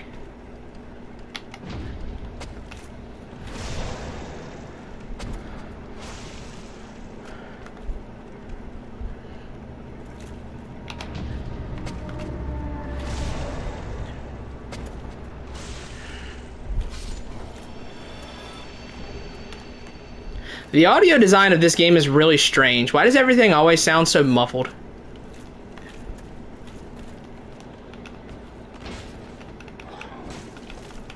Dark Souls 1 has weird audio design for sure. Like, I always feel like noises are coming from, like, the bottom of a well somewhere.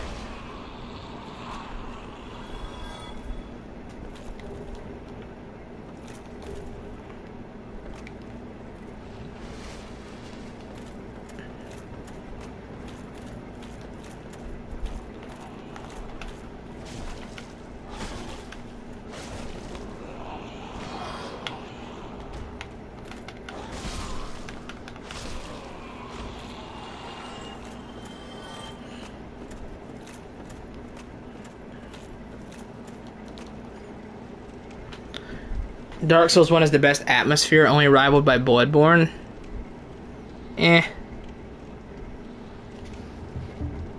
Ethos would probably say it's because it's a dying world, but I think FromSoft just didn't figure out sound yet. Honestly, Taha, I think that's probably the most likely answer. FromSoft probably just didn't figure out, like, audio in games yet.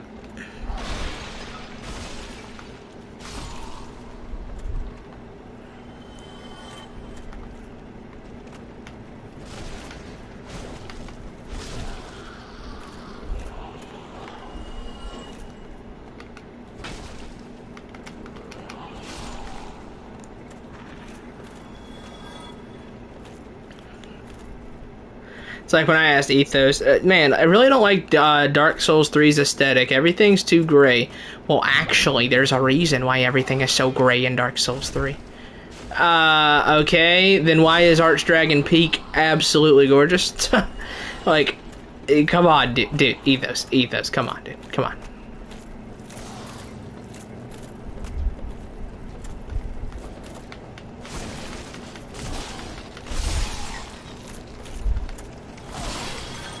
It's like, then why does Archdragon Peak look good? I think it's just because Dark Souls 3 is an ugly game. Like, I think that's why. The game's just ugly.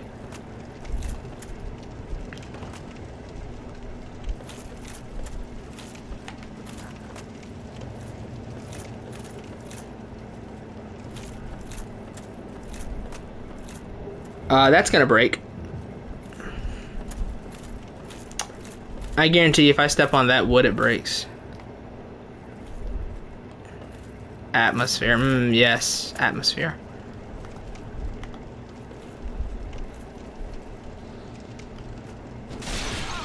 What? How did that count as hitting me? Get me out of here, man. Get me to the boss and get me out of here.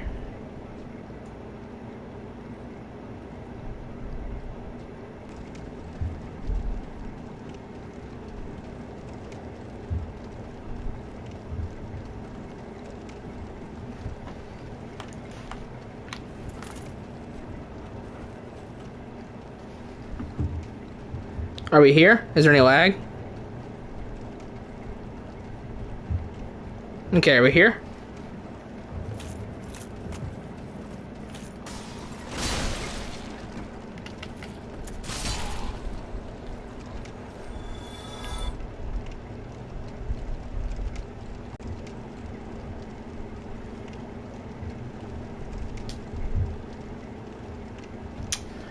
Are we lagging or are we here?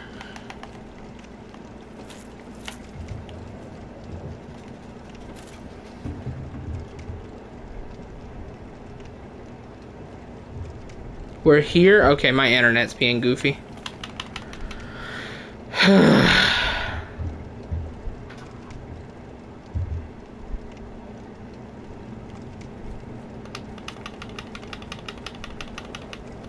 Okay, we're good. I'm looking at the playback on my phone. Okay, it's back. Just tell me when it's lagging. Dude, they gotta hurry up and get that fiber optic set up, man. I'm telling you. I've survived all, like I have had to make do with satellite internet for too long, man. They gotta hurry up and finish setting it up. I need to break free from the shackles.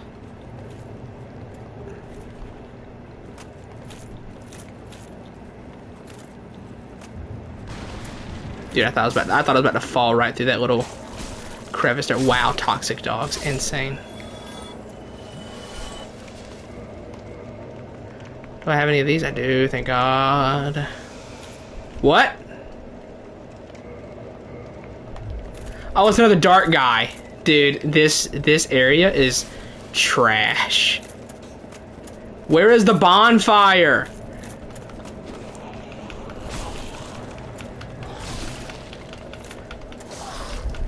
Dog, where is the bonfire here? Where is it? Someone tell me.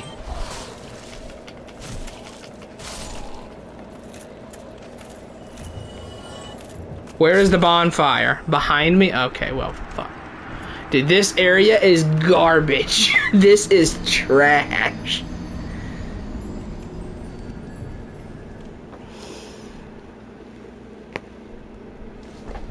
God.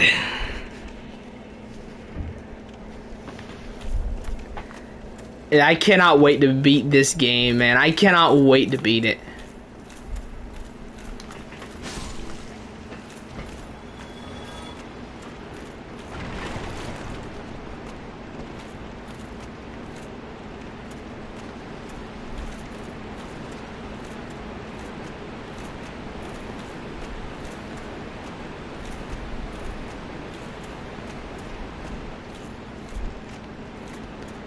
I cannot wait to beat it so I never have to play it again.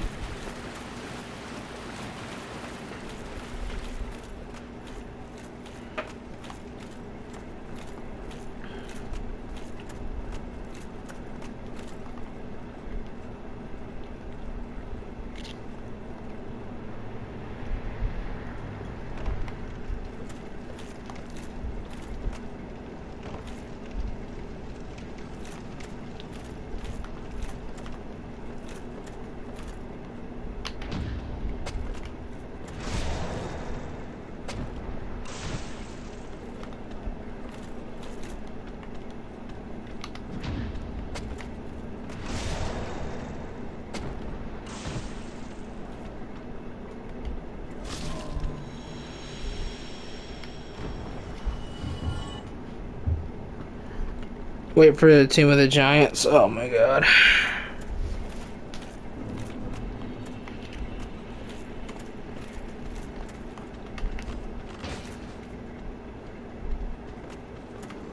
Taha, this is like that meme I told you I saw of Will Smith talking to the robot.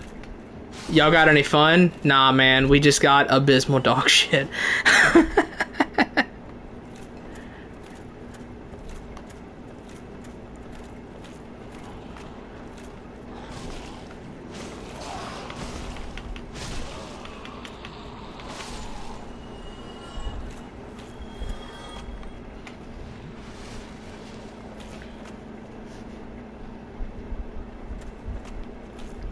Why are you leaving me right in the hell? Because I don't know what else I can do. Like, I've killed Gaping Dragon.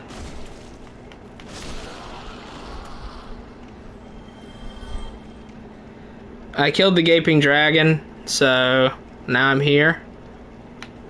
The goal is to beat all bosses in the Soul series. That is the goal. We beat every single boss in Souls, and then I never have to play this video game ever again. Can I go this way? I can.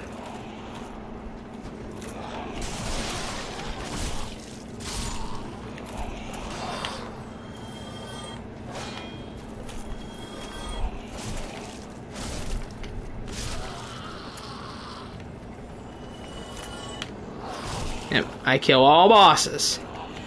And then I never play Dark Souls 1 again.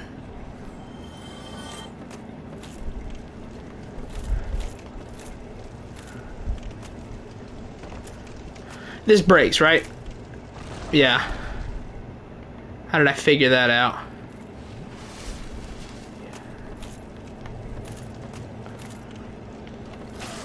No, do not get toxined.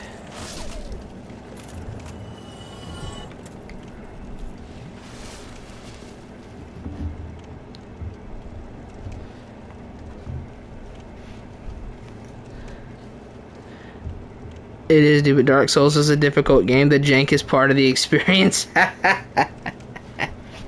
Dude, that's what people will say. That's like the people in the chat on my last Dark Souls stream who said, dude, Dark Souls is not janky. That's just part of the experience. And then they said, dude, Lies of P is so janky. I can't believe people like this game.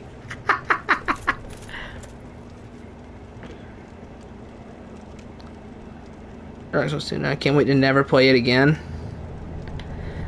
Yeah, I'm gonna definitely try to like Dark Souls 2 because my boyfriend loves it. He loves it. So I'm gonna try to really like Dark Souls 2. Because my order of play is right now Bloodborne, Sekiro, Dark Souls 3, Elden Ring, and then I started this, and then Shadow of the Erdtree, and then finishing this. Then then probably Demon Souls Remake, and then probably Dark Souls 1. What the hell? Then Dark Souls 2. It's like I've seen people say like, oh, when you finish Demon Souls Remake, you should play the original because it's just like the art style so much better. The people who really lost it at like Demon Souls Remake's art style being like quote unquote ruining the art style of the original, I think is insane. Like dog, it's not that deep.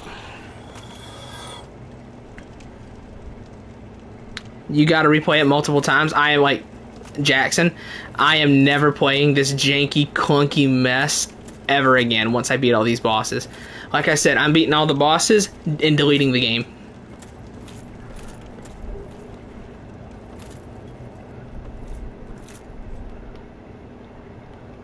Nothing done that way, I don't think.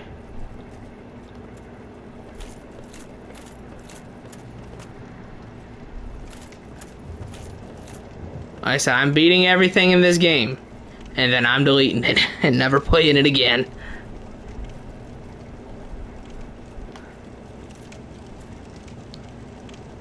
You got it all wrong at this point? Nah, dude. I'm not gonna listen to an FF16 fan. That's what's not happening, Jackson. Jackson, you like Final Fantasy 16. Silence.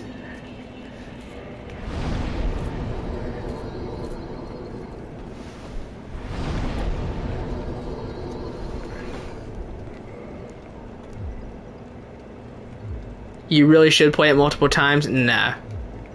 How about I do 30 more playthroughs of Bloodborne? How about I do that instead?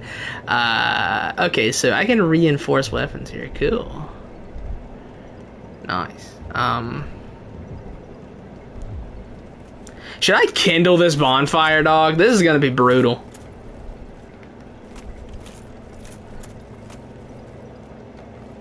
It's great, you just don't know how to appreciate it. What are you talking about?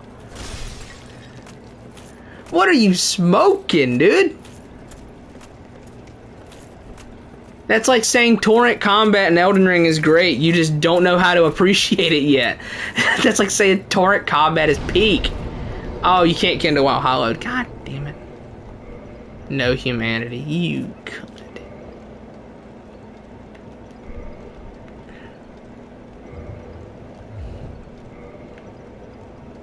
What if I use one of these?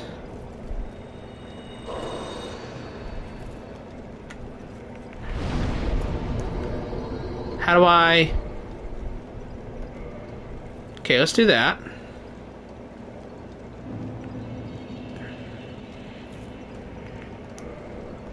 No humanity.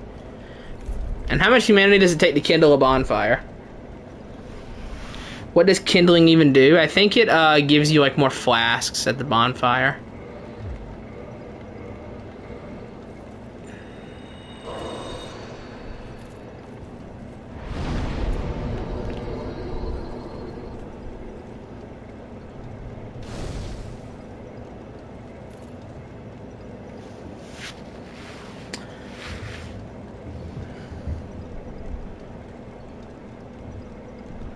After beating it, I can't stop replaying. Y'all can have it. I'm not like I said, I'm beating this game and never playing it again.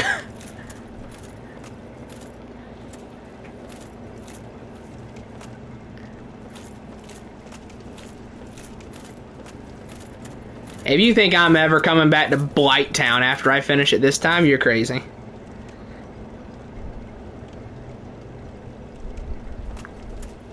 See where it all started? That's Demon Souls. That's the thing, dude.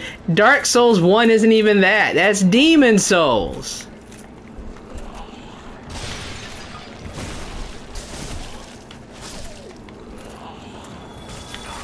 Oh, what?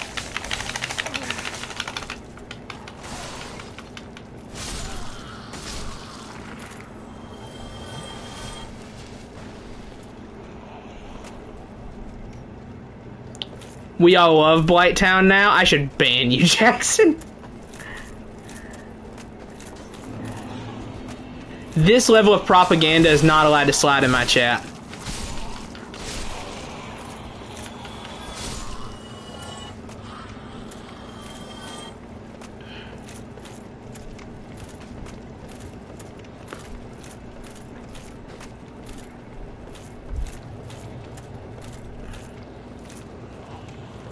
What is that?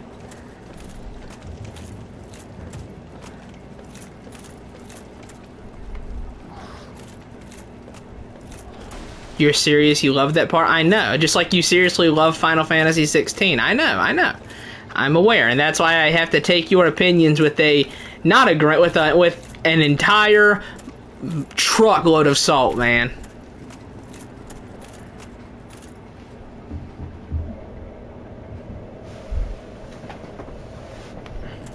Oh, I got Toxic. He's up there. Fantastic. You know what? Let's just go back and rest at the bonfire, huh? How about that?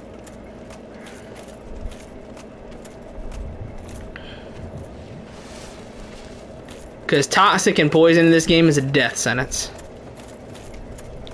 Jackson, like I said, you loved Final Fantasy 16. That tells me all I need to know, man.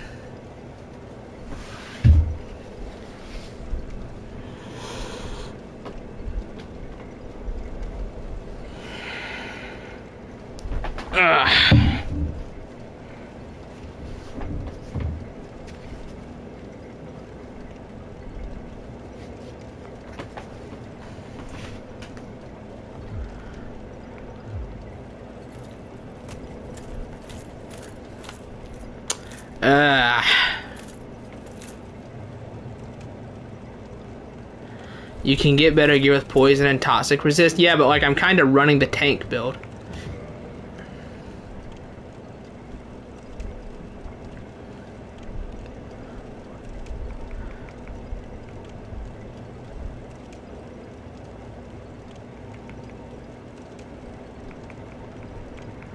I'm trying to run the tankiest thing I got.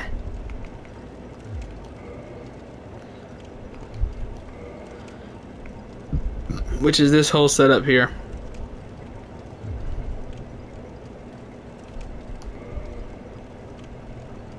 Oh, I got that. Sure.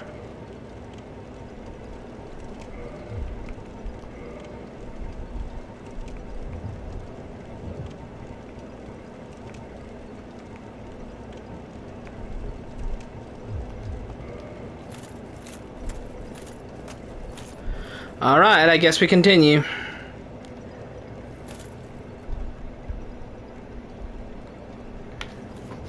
For Blighttown or than Elden Ring DLC lands, I think that the areas in the DLC were mostly good. I think the worst one was definitely the Raw Ruins or the the place before the Centipede Lady. That area kind of sucked because there was nothing in it. Like there was nothing there. It was an entire area that looked great and then had nothing in it. Which, granted, I could say that about like half of the areas in the base game, and you know, you wouldn't be able to tell which one I'm talking about, but still.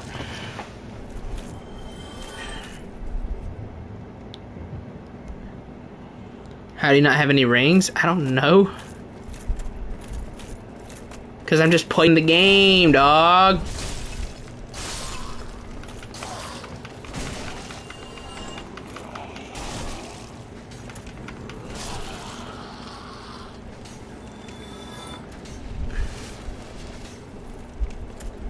I gotta get up there and kill that thing.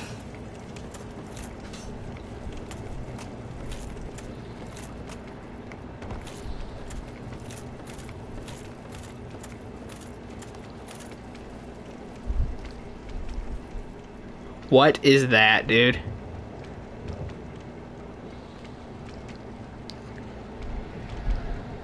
I call it rough ruins.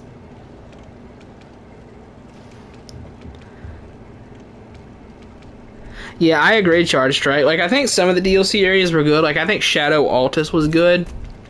And I think, like, a lot of the Legacy dungeons, like, some of them were good. Like, I liked, like, Shadowkeep is one of the best dungeons I think From Software has ever done.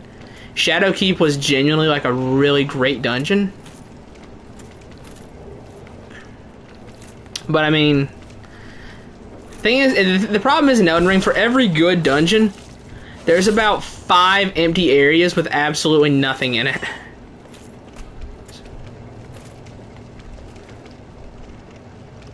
Don't try to kill it. What is that? Why is there a hentai monster in Blighttown? There was a guy in... Oh. Is there lag?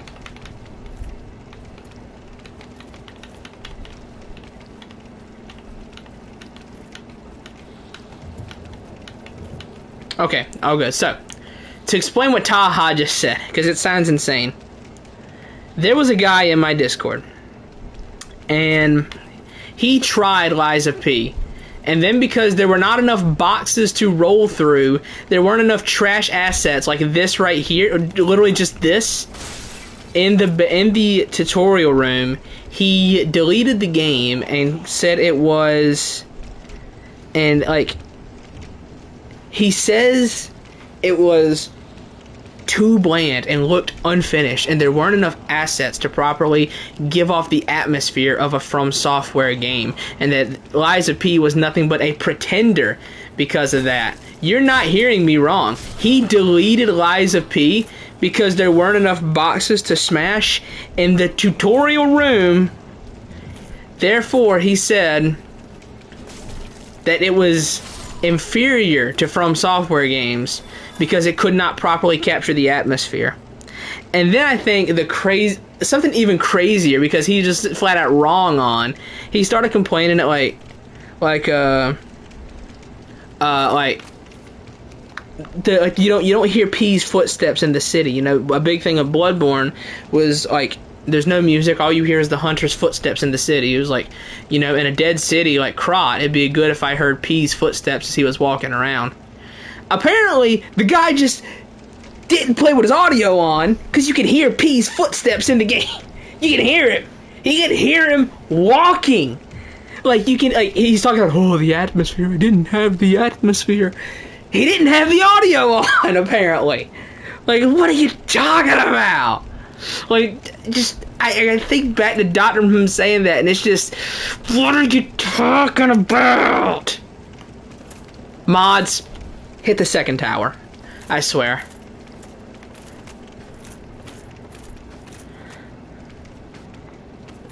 It's because it's not made by FromSoft.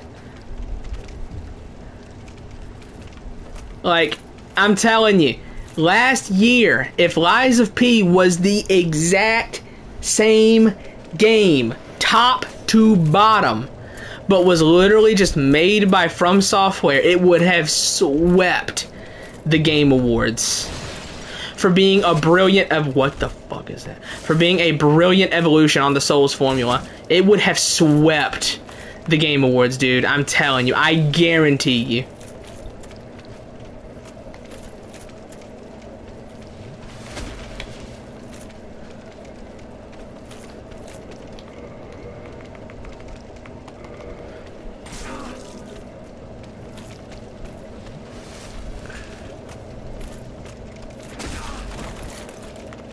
I'm toxined and poisoned.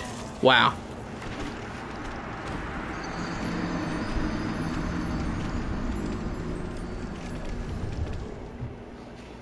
Dude, I can't. And like the thing is with these dart guys, like because the dart model is so tiny, like I can't even tell where he's shooting me from, dude.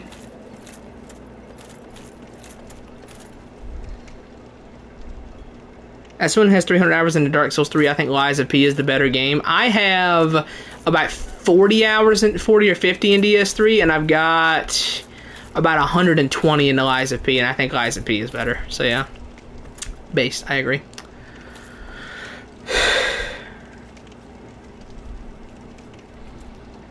I'm aware, Ekov. I have him at plus 10 in Elden Ring. I wish I could summon... I made this joke before, but I wish I could summon Depraved Perfumer Carmen and then Mimic Tier at the same time, and then with me there, it would be me, myself, and I. I've made that joke a few times, but it's still funny, so whatever, I'm going to say it again. How do I get to that side over there?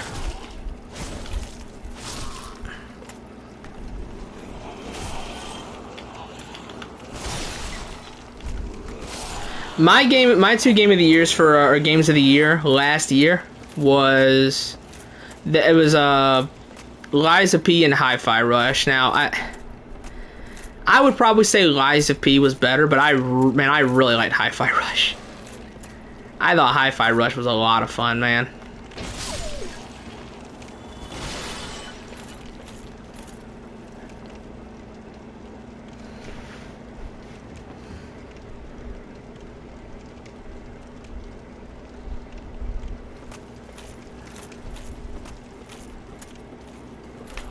I'm hoping Black Myth Wukong is as good of a Souls-like as Lies of P was. I really hope Wukong is that good, man. Because I've been looking forward to Wukong for a long time. Since 2020, and for the last 4 years, I've really been looking forward to Wukong.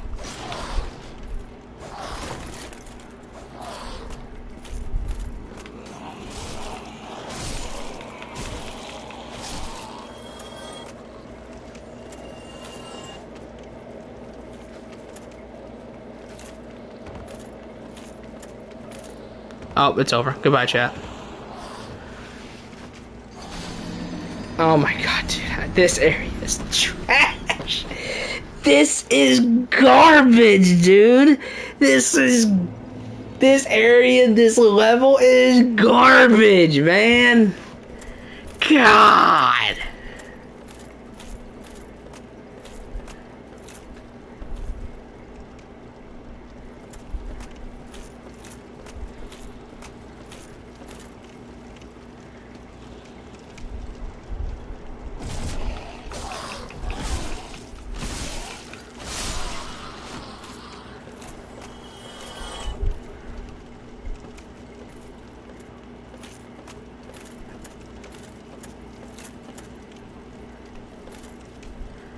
Like, please get me out of here. Just put me in a boss rush against every single boss in this game and let me beat them all so I don't have to play it anymore.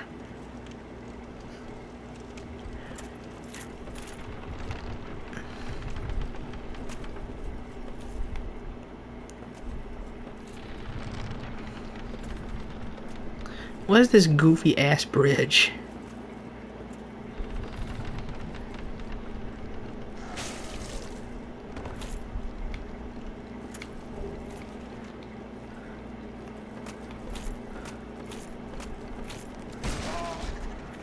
Oh, he killed himself. Appreciate that.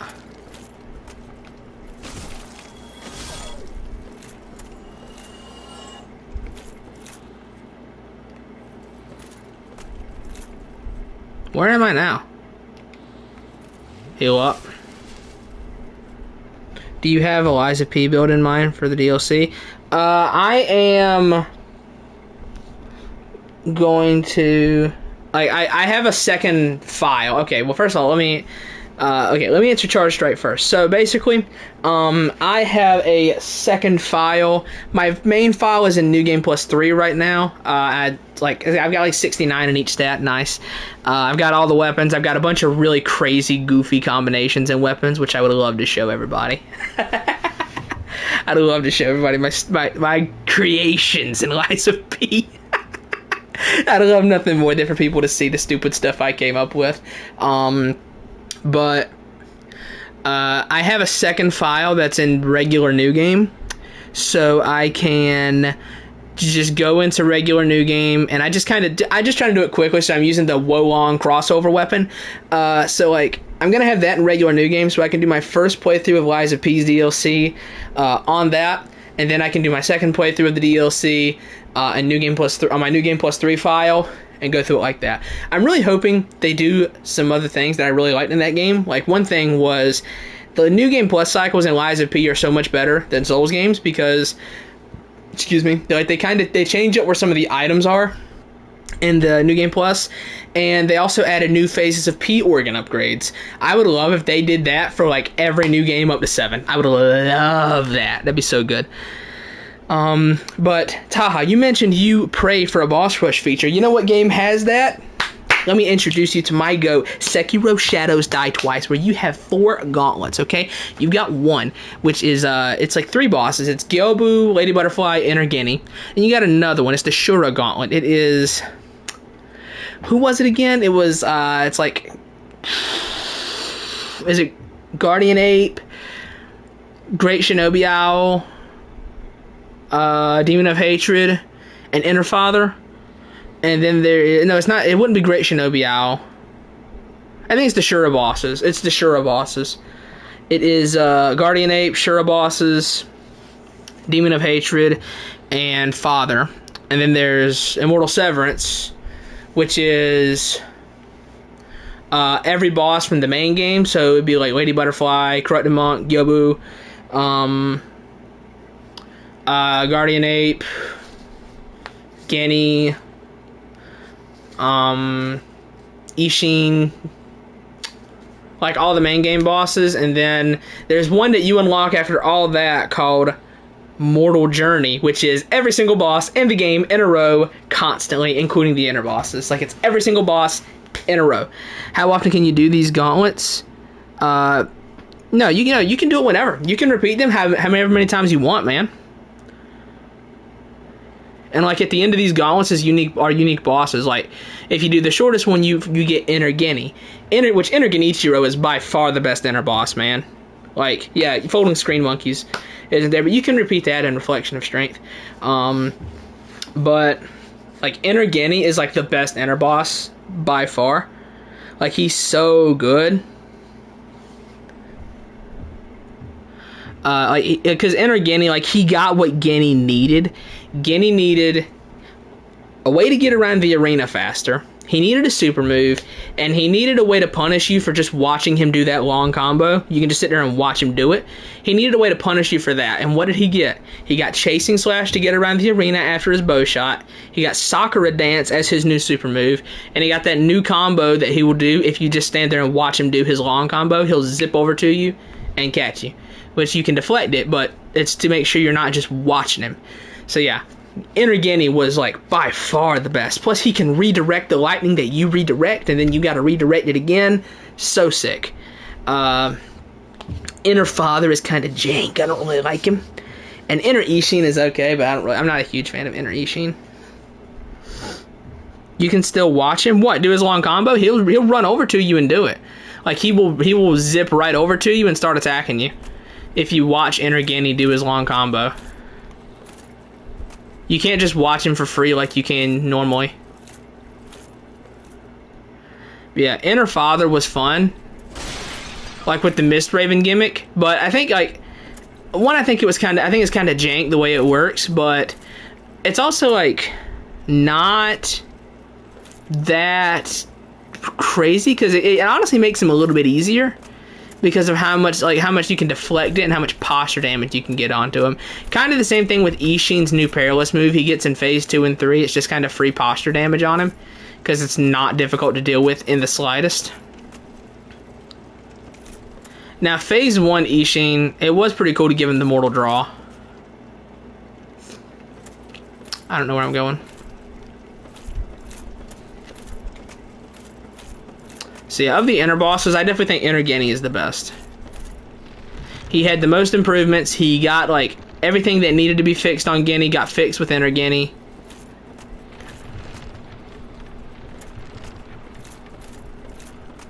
He's by far the best inner boss, to me.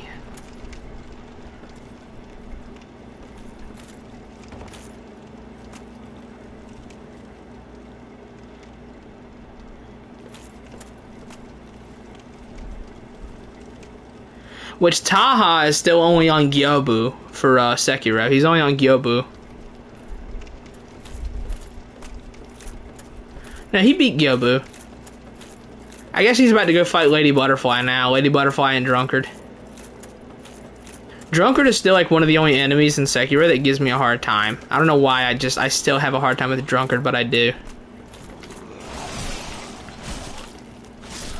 Drunkard and the Bull. What the hell?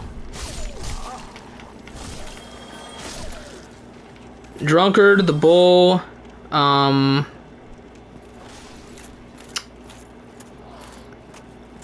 Emma still trips me up just because I don't fight her too often. But yeah, Drunkard, Bull, Emma, and that's about it. Those will trip me up bad.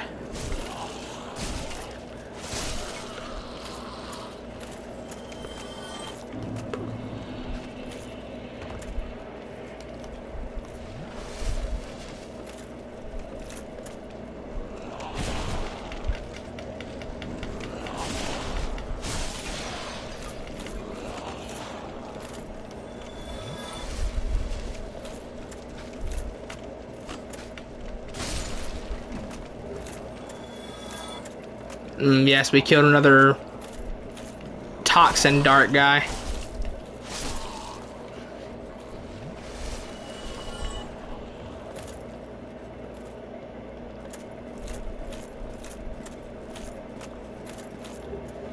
Eagle Shield.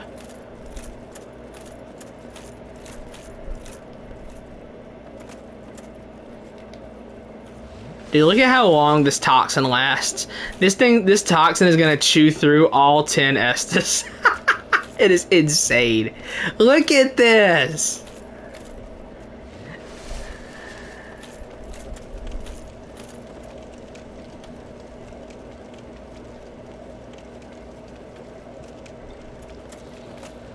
Wow.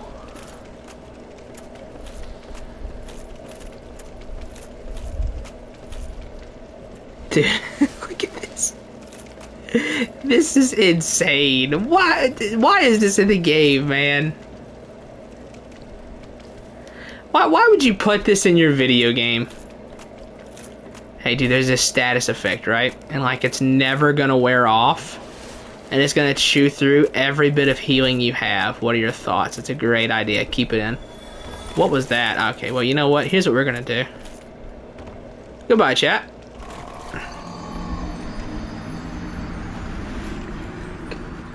This is such stupid. What a stupid status effect. Here we go again.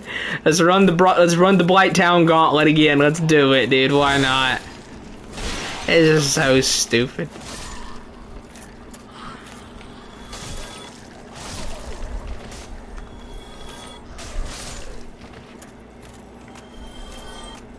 I see you up there.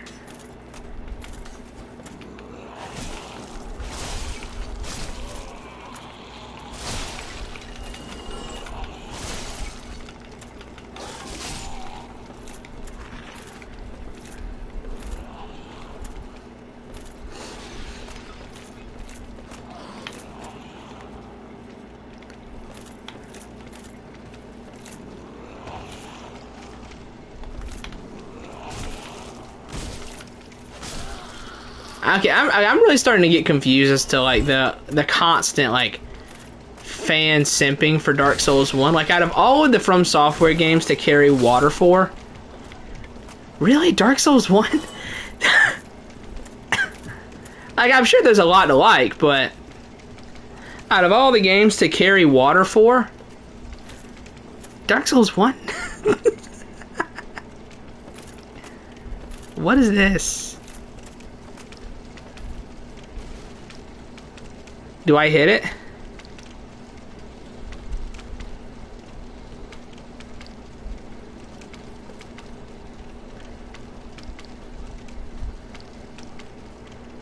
No.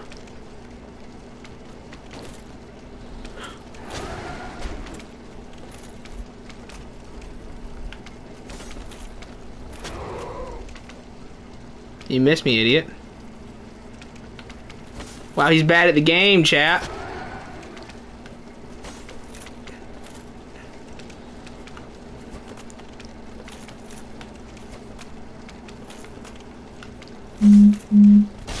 Whoa! Why don't you hit him now?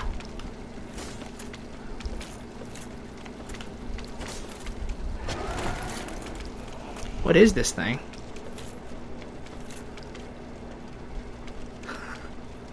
Hello, my baby. Hello, my honey. Alright, he's fine. I'll let him be.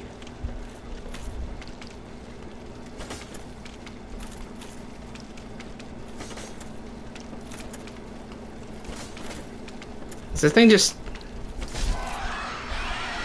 Ah, victory.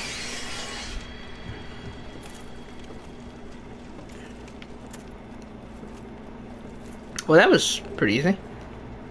Any reason why people were telling me not to hurt that thing?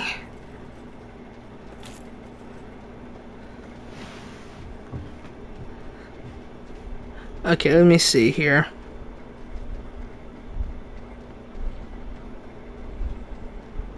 Is the Dark Souls 1 is a truly immersive world that feels... I probably disagree. I probably... One sec, let me look at this and read Miku-chan's comment. It's because Dark Souls 1 is a truly immersive world, and it feels the most satisfying to overcome for me.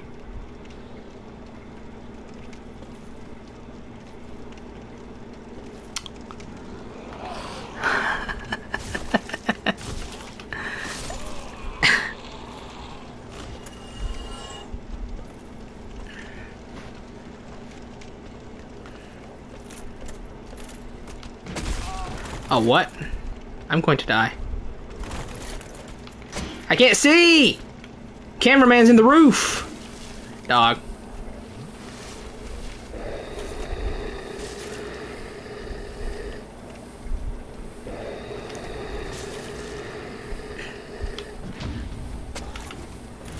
Iframes.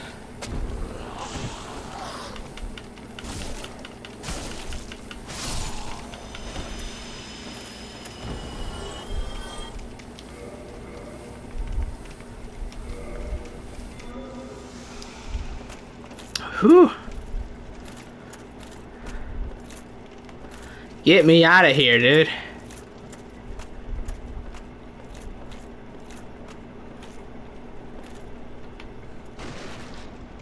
What have I got to do to get out of this place? What's that? Please be the boss. Please be the boss. Please, I'm begging you.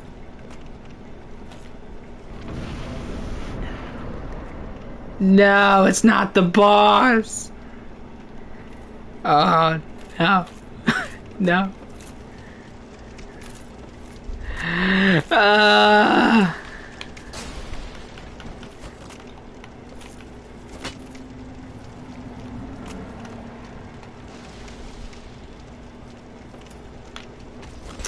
You know, I heard a little someone say that there's nothing that's objectively poorly designed, right? I heard someone say that once. I can't remember who it was, but I heard someone say there's like nothing that is objectively poorly designed. Oh my god. Dude, please. Just get me to the boss.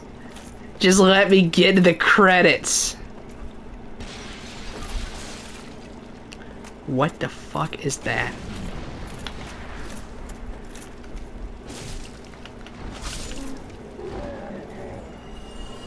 What the fuck is this thing?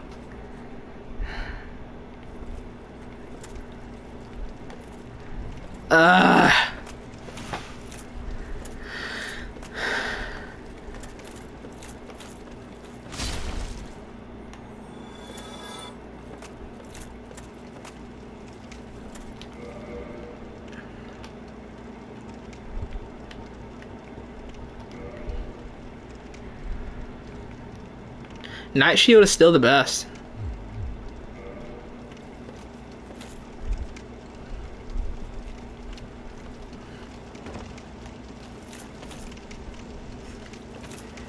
Dude, all I want is to get to the credits. Oh my god, it's another Toxin Dart guy. And I can't get back up here. I can't get back up to that ladder. Thank god I can just drop down, though. Okay, dude, I thought I was not going to be able to drop down. I was about to lose it.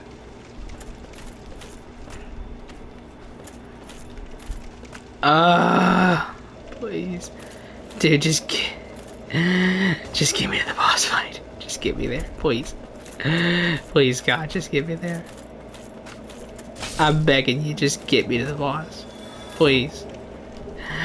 Please, just get me to the boss.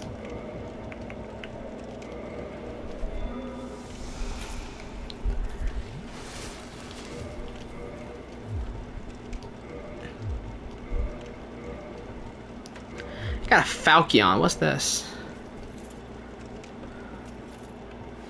First of all, let's smash this bug. Where'd he go? Oh, he's in front of me. Hello. That's a cool moveset. I mean, I've never used it because this is Unga Bunga Strength, but still cool.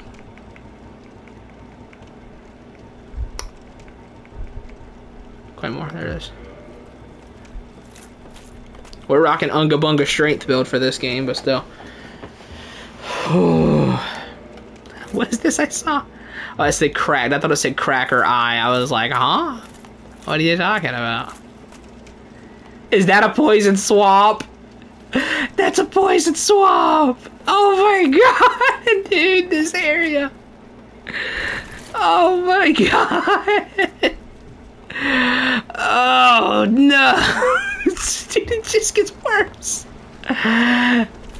Dude, how does it just get worse? How does the area get worse?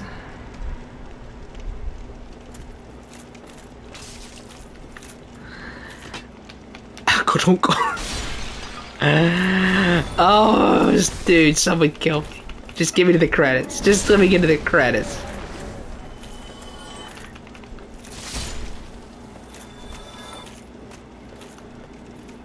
Die.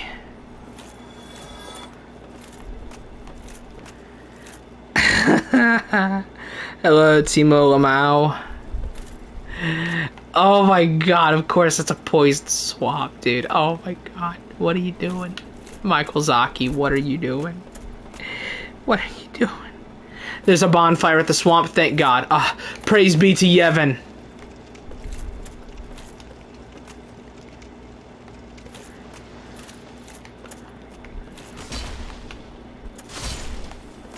Uh-oh.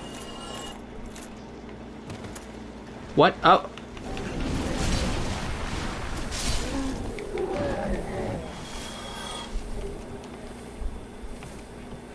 Dude. Oh, that's already dead.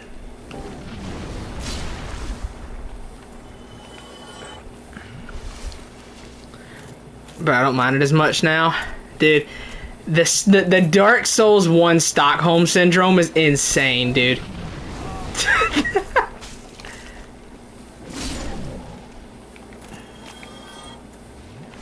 The amount of people I've seen say, dude, yeah, Dark Souls 1 on your first playthrough is gonna be miserable, but man, it gets so much better after, like dude, the Dark Souls 1 Stockholm Syndrome is nuts.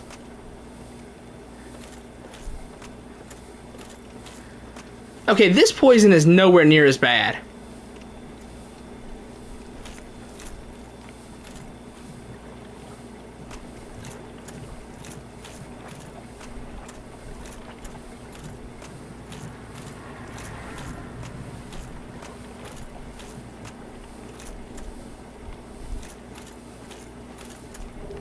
What is this?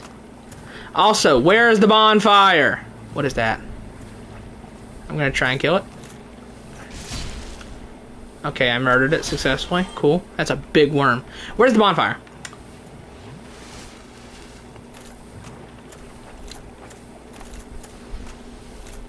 Where bonfire? Where bonfire?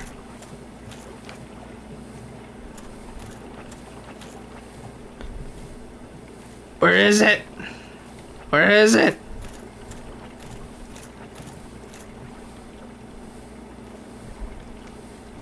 The well-looking thing? Oh, where's the bonfire?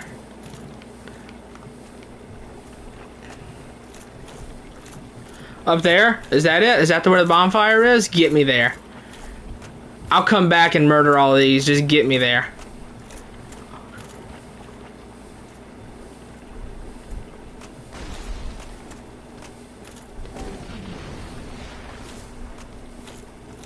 Is it that up there? Where, right?